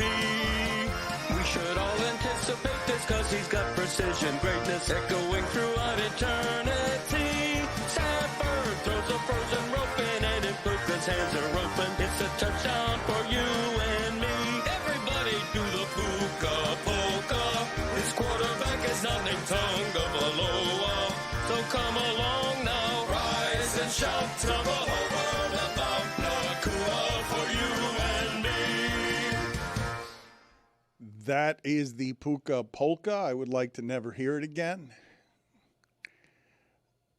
Do you guys have an explanation for how it is that the Rams do that? Like where they can just replace Cooper Kupp at 2,000 yards for a season, no look passes in the Super Bowl, and then I don't think anyone had Puka Nacua being this. In his last game, it's a surprise that Puka Nacua only has 4 catches. I gave the stat earlier in the show that the Seahawks haven't allowed a 20-yard play on defense in more than a month, but when they last allowed it, it's because you cannot stop Puka Nacua. They will target him 18 times a game. They will get the ball to him 10 to 12 times a game, and I think it's pretty rare to have a player like that nobody thought would be unstoppable coming out of college being totally unstoppable. Do you guys feel like that's just the combination of McVay having the Hall of Fame quarterback and that he'll figure out a way to do that with whoever his number one wide receiver is? Yeah, I think it's equal McVay and Stafford. I think you got to have the quarterback. And he did it with Goff. Yeah. He did it with Goff when Goff, he rescued Goff's career, made it to a Super Bowl with Goff. There's just incredible alignment between the head coach, the quarterback, who's an extension of the head coach, and also the front office that does a really good job of not just scouting, but scouting specific to their team, their identity, and for what their coach needs. He puts a value on wide receivers that can block downfield. Speed isn't so much like something that they value. They like it. They have Tutu Atwell, who's obviously super fast, but they scout specific to what the coach wants, and they go out and find these gems that fit perfectly. Like, you don't believe that Nakua would do this with another team, right? Well, I just find that part fascinating, right? I find fascinating the idea that they can just turn Cooper Kupp into something that's never been seen in the history of the league, where they're playing in a Super Bowl and they're literally winning the Super Bowl when all of us and the Bengals know, oh, look, all their receivers are hurt. Clearly, Stafford is going to go to Cooper Kupp here. Look at this. Stafford is doing no-look passes in a Super Bowl to Cooper Kupp, even though everyone in the stadium knows that the only healthy thing the Rams have left is Cooper Kupp. And I don't understand how it is that one coach can do that and none of the others can. None of the others can do that. I can understand it. In every walk of life, there are people that are better at their jobs than other people, and it makes sense that at football, Sean McVay, for my money, is the best. Like, Kupp and Nakua are not similarly built, right? Cooper Kupp's significantly bigger, well, right? they're both very physical receivers, and what Mike says is true about they get receivers who can block. Like, many of the things that they do everywhere on the field are helped by the fact that their receivers can block. Puka Nacua has said, because of the style of play, that he's going to be done before he's 30 years old, because that is a very difficult way to play football. The way, I mean, they've got 3 tight ends, and I don't know. Higbee to me is just somebody who's an assortment of junkyard parts where you just put, I'm expecting sort of a carburetor to be somewhere in the temple of his head, because he's just, the way they play is unusually physical. But now they're going and running into a team. This is funny to me, right? That I've got Jared Stidham playing in a championship conference game. And the thing that I think is most untrustworthy this weekend is that Sam Darnold's going to screw that up, right? And I don't think I'm alone in sort of having the doubt that everything that Seattle is going to get undermined by the fact that the Rams have a quarterback who is better. And, in fact, the Seahawks are 8-0 in their last 8 games. The Rams are 5-3 and have a lot of weird losses. But that spread is 2.5 in favor of the Seahawks, when normally if the teams are even, the spread would just be 3. And I believe Sam Darnold is the reason for that half point. Just a general distrust of Sam Darnold. I mean, I felt that way last week, too. I thought the 49ers were going to win that game. See, I didn't think that, just because every year for many years I was fooled always by the fact that the wild card team looks good during wild card weekend and then goes and plays a team with a bye. And that bye is, to me, the biggest advantage that there is anywhere in the playoffs. Like, anywhere in the playoffs, the bye of a better team is good enough to get an extra week of rest, and the 49ers expend themselves that way to get past Philadelphia. I'm generally going to assume that the following week, the team with the bye is going to drag the lesser team. But I had to learn that the hard way. It's only because I was wrong for several years and always getting infatuated with, oh, look at what Josh Allen does in Jacksonville. That's going to carry over. And then it doesn't carry over, because I don't think that there's a greater advantage that the Patriots took advantage of in 25 years of 20 years of Belichick and Brady than get the bye, make sure you have the home game, and make sure that whatever's coming into your stadium for the first playoff game of only only 2 you have to play to get to the Super Bowl, is a broken team that had to play the week before. Yeah, it's odd that the Broncos are perceived to be the broken team here. But, yeah, the war of attrition, we know how physical playoff games can be. You're usually picking the bones off an opponent that's pretty soft. I think that the only thing keeping me from picking the Seahawks in this game is the distrust of Darnold, because it's usually too much to ask of any football team, no matter how good, what you're asking of the Rams, which is go win 3 road playoff games. Like, it's just a giant ask, and it's a giant ask because Stafford's fingers were hurt in the first of those games. Just the amount of damage done to the human body makes it hard for me to look at this game and analyze it accurately, because I've got such a pervasive mistrust of Sam Darnold. The last time I had this mistrust of Sam Darnold, the Minnesota Vikings, who were 14-3, went on the road and lost 27-9 because the announcers were screaming at Sam Darnold because he was seeing ghosts. He's holding it too long. Just run. Throw it, man. So let me get this right. The only reason that gives you pause to pick the Seahawks straight up is throw it man Sam Darnold. What about Oz the Mentalist picking the Rams versus the Broncos before the season started? Glad you brought that guy up. No. What's up with that guy? We've had him on before. He goes everywhere. He impresses everyone. He's one of 2 things: the biggest fraud ever, or a warlock. I think it's a second one. Yeah. Like, it's one of those 2. All right, I've seen enough. There's no middle ground here. All right, as someone that has traditionally watched a lot of AFC football on CBS, I've seen the promos for The Mentalist. All right, I know that there's a thing there. Really perceptive people that ask you a bunch of questions, but how did you nail the Broncos? It's cool to go inside the Rams training staff, ask questions, and yeah, you took a real reach there. This Rams staff and players, they're good. But how did you get Rams Broncos? If Stidham does this, guys, the government needs to call this guy in and make him a part of some special force. That's not that hard these days. But he needs to be, like, protecting us. Oz the Mentalist would be picking the Broncos, and so too would Greg Cody of the Miami Herald. Greg Cody has put in print that the Broncos will indeed beat the Patriots, and Oz the Mentalist is somebody, and you can find many videos of this, and I'm sorry if the algorithm grabs you after you've done it, but Oz the Mentalist shocking people is something that is all over the internet. Shocking credible people with things that they don't understand how he gets right.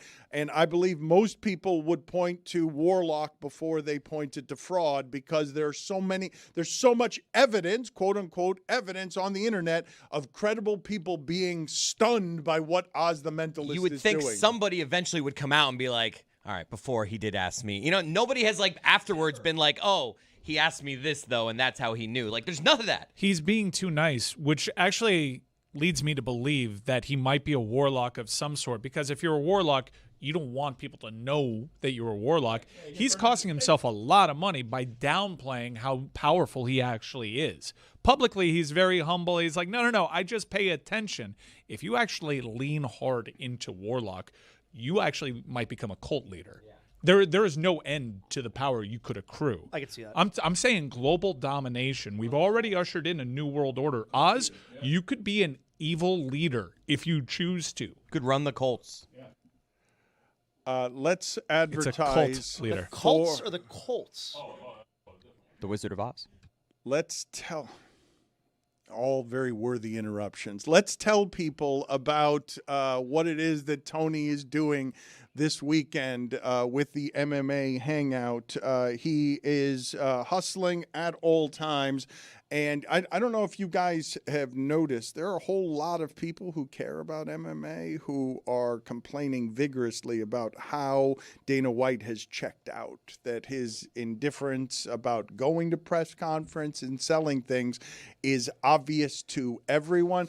I actually don't know the minutia and the details in what goes on when you're making all of these changes. I don't know how much Paramount needs him. I don't know how self-sufficient that thing is or how bored he is by the fact that he's been at this several years. And I could see why he would lose stamina for the press conferences. But a whole lot of people are noticing that Dana White has just almost completely checked out on the governing of that stuff. But Patty the Batty is fighting this weekend, and he's one of the few signature draws that they have. So make sure the Dead Flamingo, which is always very good to our show, is something that you check in on this weekend. The MMA Hangout UFC 324. You can watch it with us live. That's something that Tony has built out of nothing, and it has become very popular. New start time, 9 p.m. Eastern. They will be getting going. And Dana might have lost enthusiasm, but Tony and Lewis have not. So check them out live on our YouTube channel. Go watch it, baby. That is correct. First UFC fight on Paramount Plus, by the way. Speaking of watching things, we've been telling you for a while, and everyone around here knows that when the University of Miami is relevant, college football is better for it. Monster numbers, just giant numbers for that championship between the University of Miami and Indiana. Not since the Cubs were winning the World Series as a sporting event, non-professional football division, done the kind of numbers that Miami did. Chris Cody, do you have the sound for me of the Spanish call of Fernando Mendoza's miracle run through the Hurricanes secondary on 4th and 5, the signature call by a coach in this game? And Spanish is better as a language in terms of fun and funny than English is. Ay, ay, ay, mandó a Fernando Mendoza. La ofensiva se mantiene en el campo.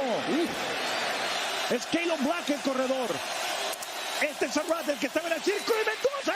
Mendoza, Mendoza, Mendoza tiene el primer y gol. Touchdown! Fernando Mendoza! Ay is exactly what everybody in the Miami fan base was feeling on that 4th and 5 as the best part about it is that's just as they're getting the play set up. So that is just his pure panic before we get going. Great call. I wonder what he said. There's a stadium full of ay before that ball snapped. And the Hurricanes knew what was coming, and they couldn't stop it anyway. Like, they knew what was coming. Yeah, they just got the call in too late, according to Corey Heatherman. It's an all-time play in the history of college football. Like, when they put out a montage of national championship game moments, that's up there. I saw him talking Fernando after the game, and that he's like, if it was zone, I'm running. If it was man, I was going to pass. But the Hurricanes disguised it, so he wasn't sure. So he just was like, I had to trust myself and go for it. Let's do what Mike is saying there, though, and take the context and the inventory of the moment. When Mike Ryan says correctly that what Mendoza did on that play, given the stakes, given the circumstance, 4th and 5, again, I will remind you, and this is just unbelievable to say, and the hangover is still felt in Miami. The win probability of Indiana, given all of the things that you throw into the machine after having seen the game, was 14%, because I think many of us could argue, it's a losing argument because of the scoreboard, but we can argue that Miami is the better team. It's a nowhere argument because they lost. Scoreboard decides. Measurement system's imperfect. It's imperfect forever. Indiana had 2 touchdown drives in the game. One of them aided by multiple third down penalties. The other made possible by 2 4th and 5 conversions. When Mike Ryan says it's a play for all time, he's got it right. But what are the others that go in that discussion? When you think of plays for all time. Vince Young? Yeah, Vince Young's running the penalty flag on Miami in the Fiesta Bowl in terms of like championship game moments. You think other people think about that? I'm not sure. How can you not? Tua's throw. The Tua pass. Tua's throw. But average college football fan remembers Ohio State. The only reason that I would say that you have to remember that is because you never have the situation of fireworks in the sky. I think one team is the champion. Oh, there's a flag on the field. Never mind. The other team now gets to win the championship. Okay. It's just not something that has a precedent. But you're right when you say That doesn't have a name attached to it. Locally, it has Terry Porter referee attached to it, but that doesn't have a name attached to it as a play. And usually when you talk about plays for all time, it can never be a penalty flag, and it's usually a play that has an accomplishment on it. It is a success. And ends the game. As a play, it's not something that you're just weirded out because you don't understand how a referee just decided a game. So Deshaun Watson for Clemson. But it's rare that the moment is not happening at the very end because I do think there was a huge pump block, and that's going to have its own set of lore. But I think you have a Heisman winner surrounded by a big brand logo and players collapsing on him, and him, scrappy Indiana guy, displaying world-class balance and strength, literally willing his team over the line. Yeah, Jameis with the touchdown drive for FSU at the very end of the game. Do you guys know what's funny about the Mendoza thing? I actually believe everything about Mendoza is both sincere and sweet, and yet when he jumped into the end zone there and extended the ball, I'm like, wildly unnecessary. He could have just run in. He did that because he knew the size of the moment. Yes, I didn't think it was necessary. I'm not sure you think he knew. in the moment Yes. he knew, Yes. oh, this is dramatic. Yes. I've got to extend the ball. That's crazy. I'm not Dan. exactly sure he knew where other players were. That is so right. he was just like Completely kind of blind and like, I'm going to put all of my Yeah. That you would have 6'5" that frame tape. into this. That's nuts. I understand why, because it was like extra dramatic, but he got spun around like a couple of times. That guy, you think that guy is like, flair for the dramatic. I've got to extend. Not only, Jeremy, do I believe that, because I believe he knew he was going to get in, but the other way looks more theatrical and wonderful. I'm not even criticizing him for it. I'm simply saying that part he was giving you a little extra. It was not necessary because he knew the size of the moment. Man, I think it's kind of like the build up to him. Like, I've got nothing left. I've just fought through hell. I'm spinning just, around. Just Which diving way's the in. theatrical, And I'm he just says. going to javelin myself into this end zone. Correct.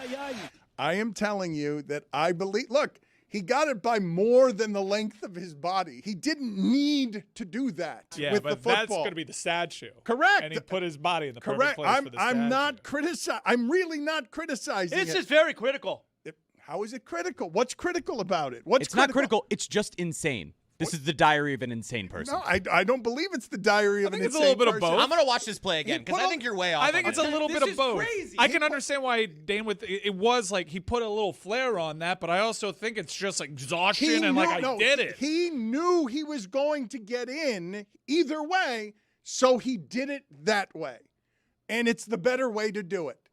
But he knew he was going to get in. He was there. He was already there. He was safe.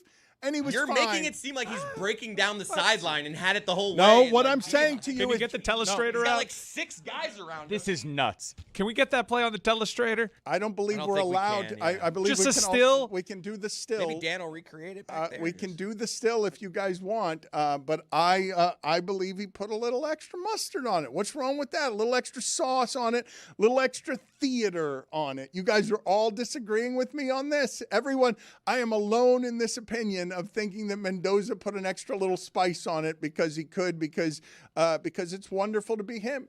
And he had his moment, and he was in the center of everything, and he knew exactly what it is that he was doing. And it was theatrical. I'm alone. Okay. Yeah.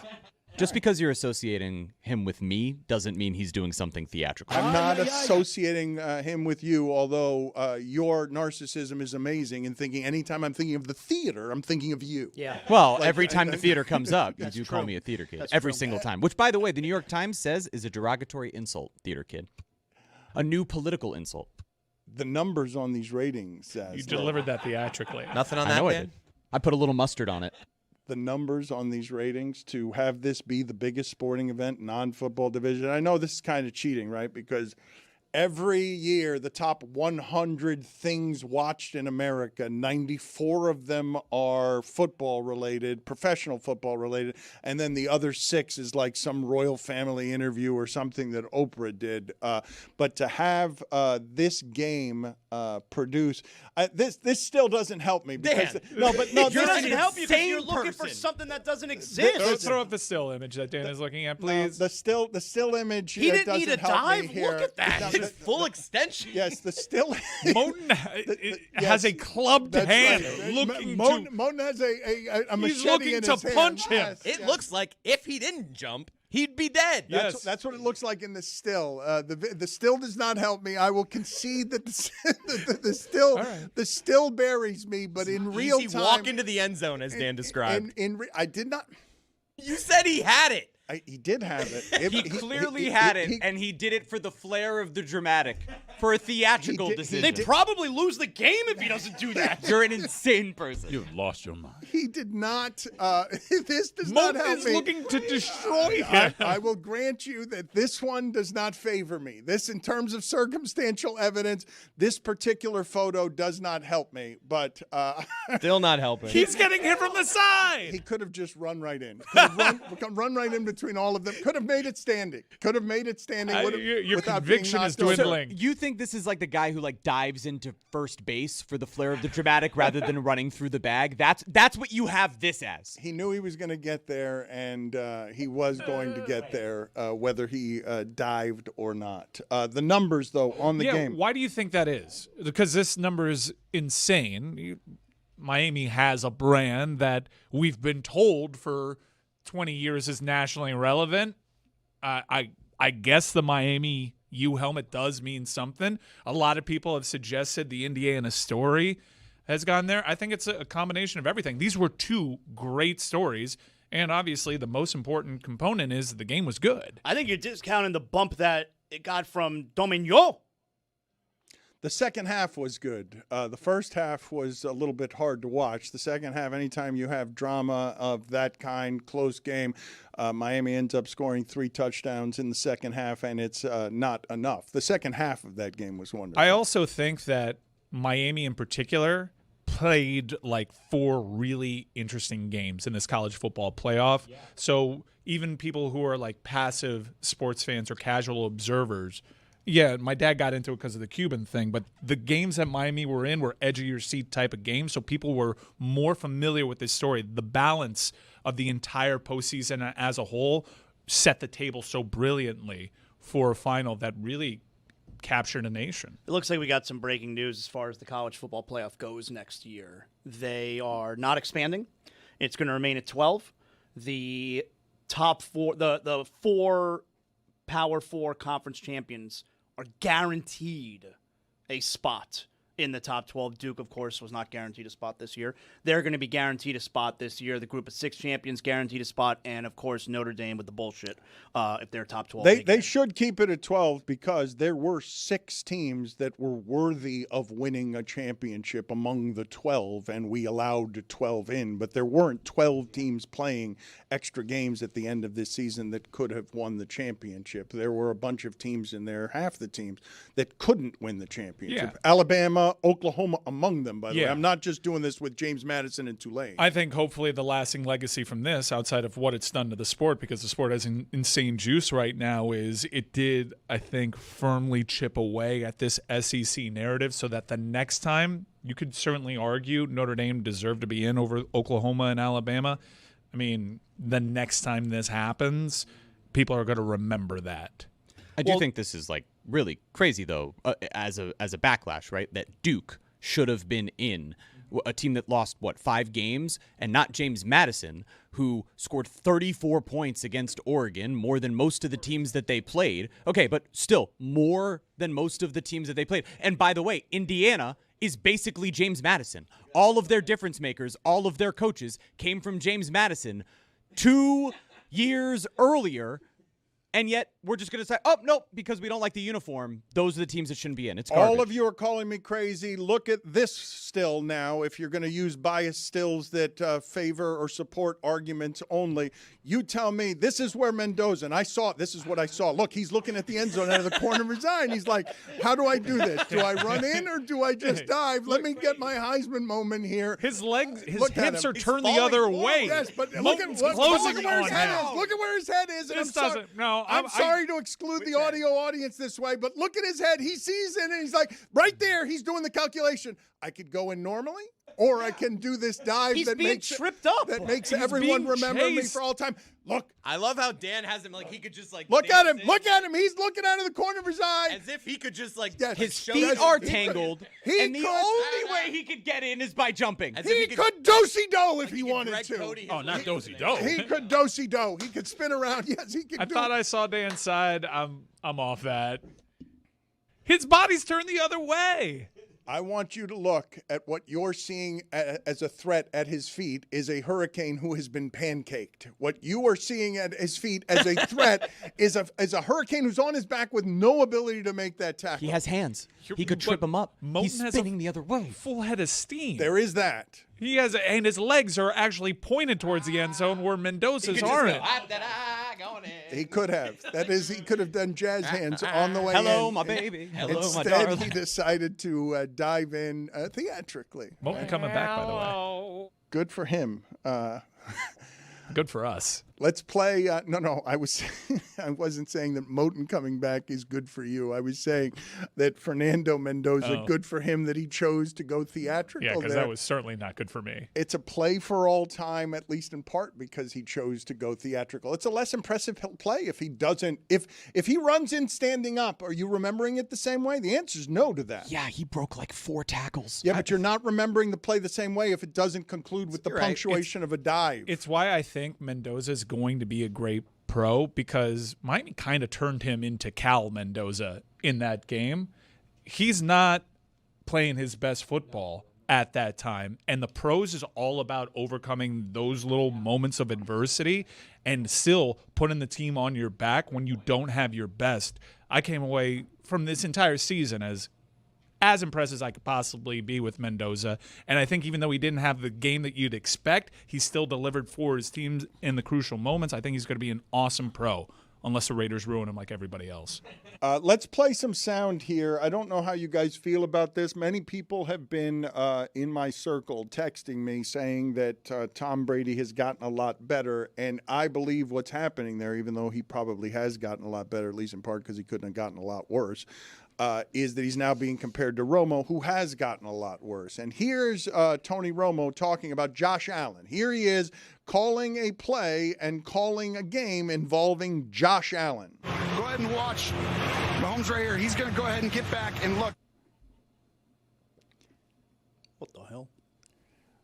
Tony Romo, have you guys noticed the slippage? Because there were the reports about 18 months ago that CBS had to stage an intervention, that Romo was golfing too much and not concentrating on the broadcasting enough, and that he was being less than workmanlike when it comes to the things that are required, the discipline that's required from these announcers. You can't just go in there and wing it. You have to work at it. Right. We're on these devices that have a hell of a lot of influence. So I can't tell if I'm being swayed by other people noticing that someone's gotten good and bad, because it's kind of timed out the same way. Is this confirmation bias? But yeah, I'm finding myself being annoyed by Tony Romo during these broadcasts and longing for the dude that was there before.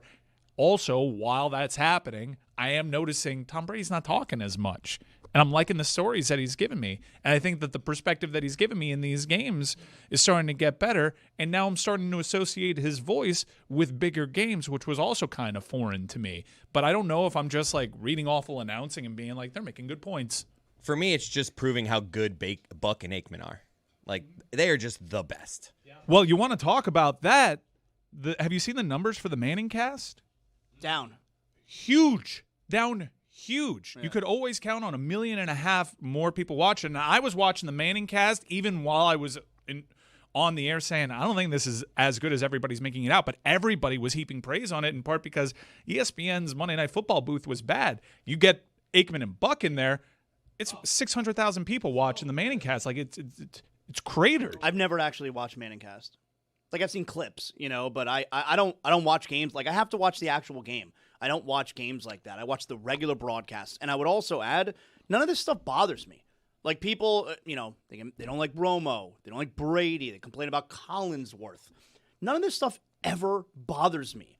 I'm never watching the game like, oh my God, this guy again's on the call. I can't stand it. Okay, but that's you, because I would say that in my history covering sports, there's very little that is more consensus unpopular than whoever is doing the broadcast on the game. I don't understand the distaste for Collinsworth, but I will not say that there is not a distaste for Collinsworth. The thing, though, that I find interesting about this is that the broadcast is so sacred that people don't want anything that's new, and I do. Like, I like that Netflix is trying to talk to Emmitt Smith or Clinton Portis during the game because they're trying to give you something that's different. I like the Manning cast attempts, just like I liked Dennis Miller and Tony Kornheiser in the booth. But I am in the minority, as I am with the theatrical Mendoza diving at the goal line. I'm in the minority because people do believe that the broadcast needs to be sacred. They just want big and epic. They want Joe Buck and Troy Aikman to do it. That's not what I want. I don't want Joe Buck and just Troy Aikman. I want my sporting broadcast to evolve beyond the way it's always been done. But it is not. I am not with a popular viewpoint there, because the sports fan just is like, give me meat and potatoes. I just want the game. Just give me that and don't take any chances. Well, if you remember in the 80s, I think it was an NBC game. I think it was Jets Dolphins when they had no commentators. It was just game footage and game sound. Do you want that? No. I want you to take risks and to entertain me. I thought this is one of the things that's confusing about it to me, right? We live in an age where we all have a bit of ADD. We need extra stimuli. We need to be watching this and have our phone and have our computer and have 4 screens on. We want more. But not when it comes to the football broadcast. It's not true when it comes to the football broadcast. Somehow, 11 minutes of action, which is all that a football game gives you, 11 minutes of game action, 3 hours, and all you're getting is 11 minutes. People want less. People do not want anything other than give it to me the way that I've always gotten it. And to me, it's super weird because it doesn't run parallel to anything else in entertainment. Everywhere else in entertainment, you want more. You want more things. You can't get enough of more things. The Manning cast is an example. Now, I don't think that's done all that well because Eli and Peyton are only so interesting. Like, I do think that people underestimate the fact that performers on television have a skill set that former athletes might not have. Like, content makers who have made content all their life are going to be better at the making of content than athlete X who's been doing something else the rest of his life. I like sidecast as a concept. I think they largely exist for social media traction. They live for moments, big reactions to big moments, because when your team's playing in that game, you search that stuff out. I do like All 22 and StatCast as a second screen experience. I'm with Dan in that I want more chances being taken, but I want them being taken by voices that I associate with big-time moments, because watching broadcasts are nostalgia. And it took a minute for Fowler to get there. I wasn't the biggest fan of Fowler calling the games, but he was doing it from a place in which his voice was still always associated with big-time college football. So it wasn't that hard, and he's also improved at that sport. I love knowing that, when Tirico and Collinsworth are on a game, it's going to sound big and people are going to have their opinions, but Chris Collinsworth laughing, there's a nostalgia to it. It's stuff that you miss. Just like John Madden, I don't know how it would work today. I mean, the guy's making crazy noises. He's an older guy. Like, I'm not even sure how that would land, but people love the character of John Madden. The thing is, though, what's super unusual about football is that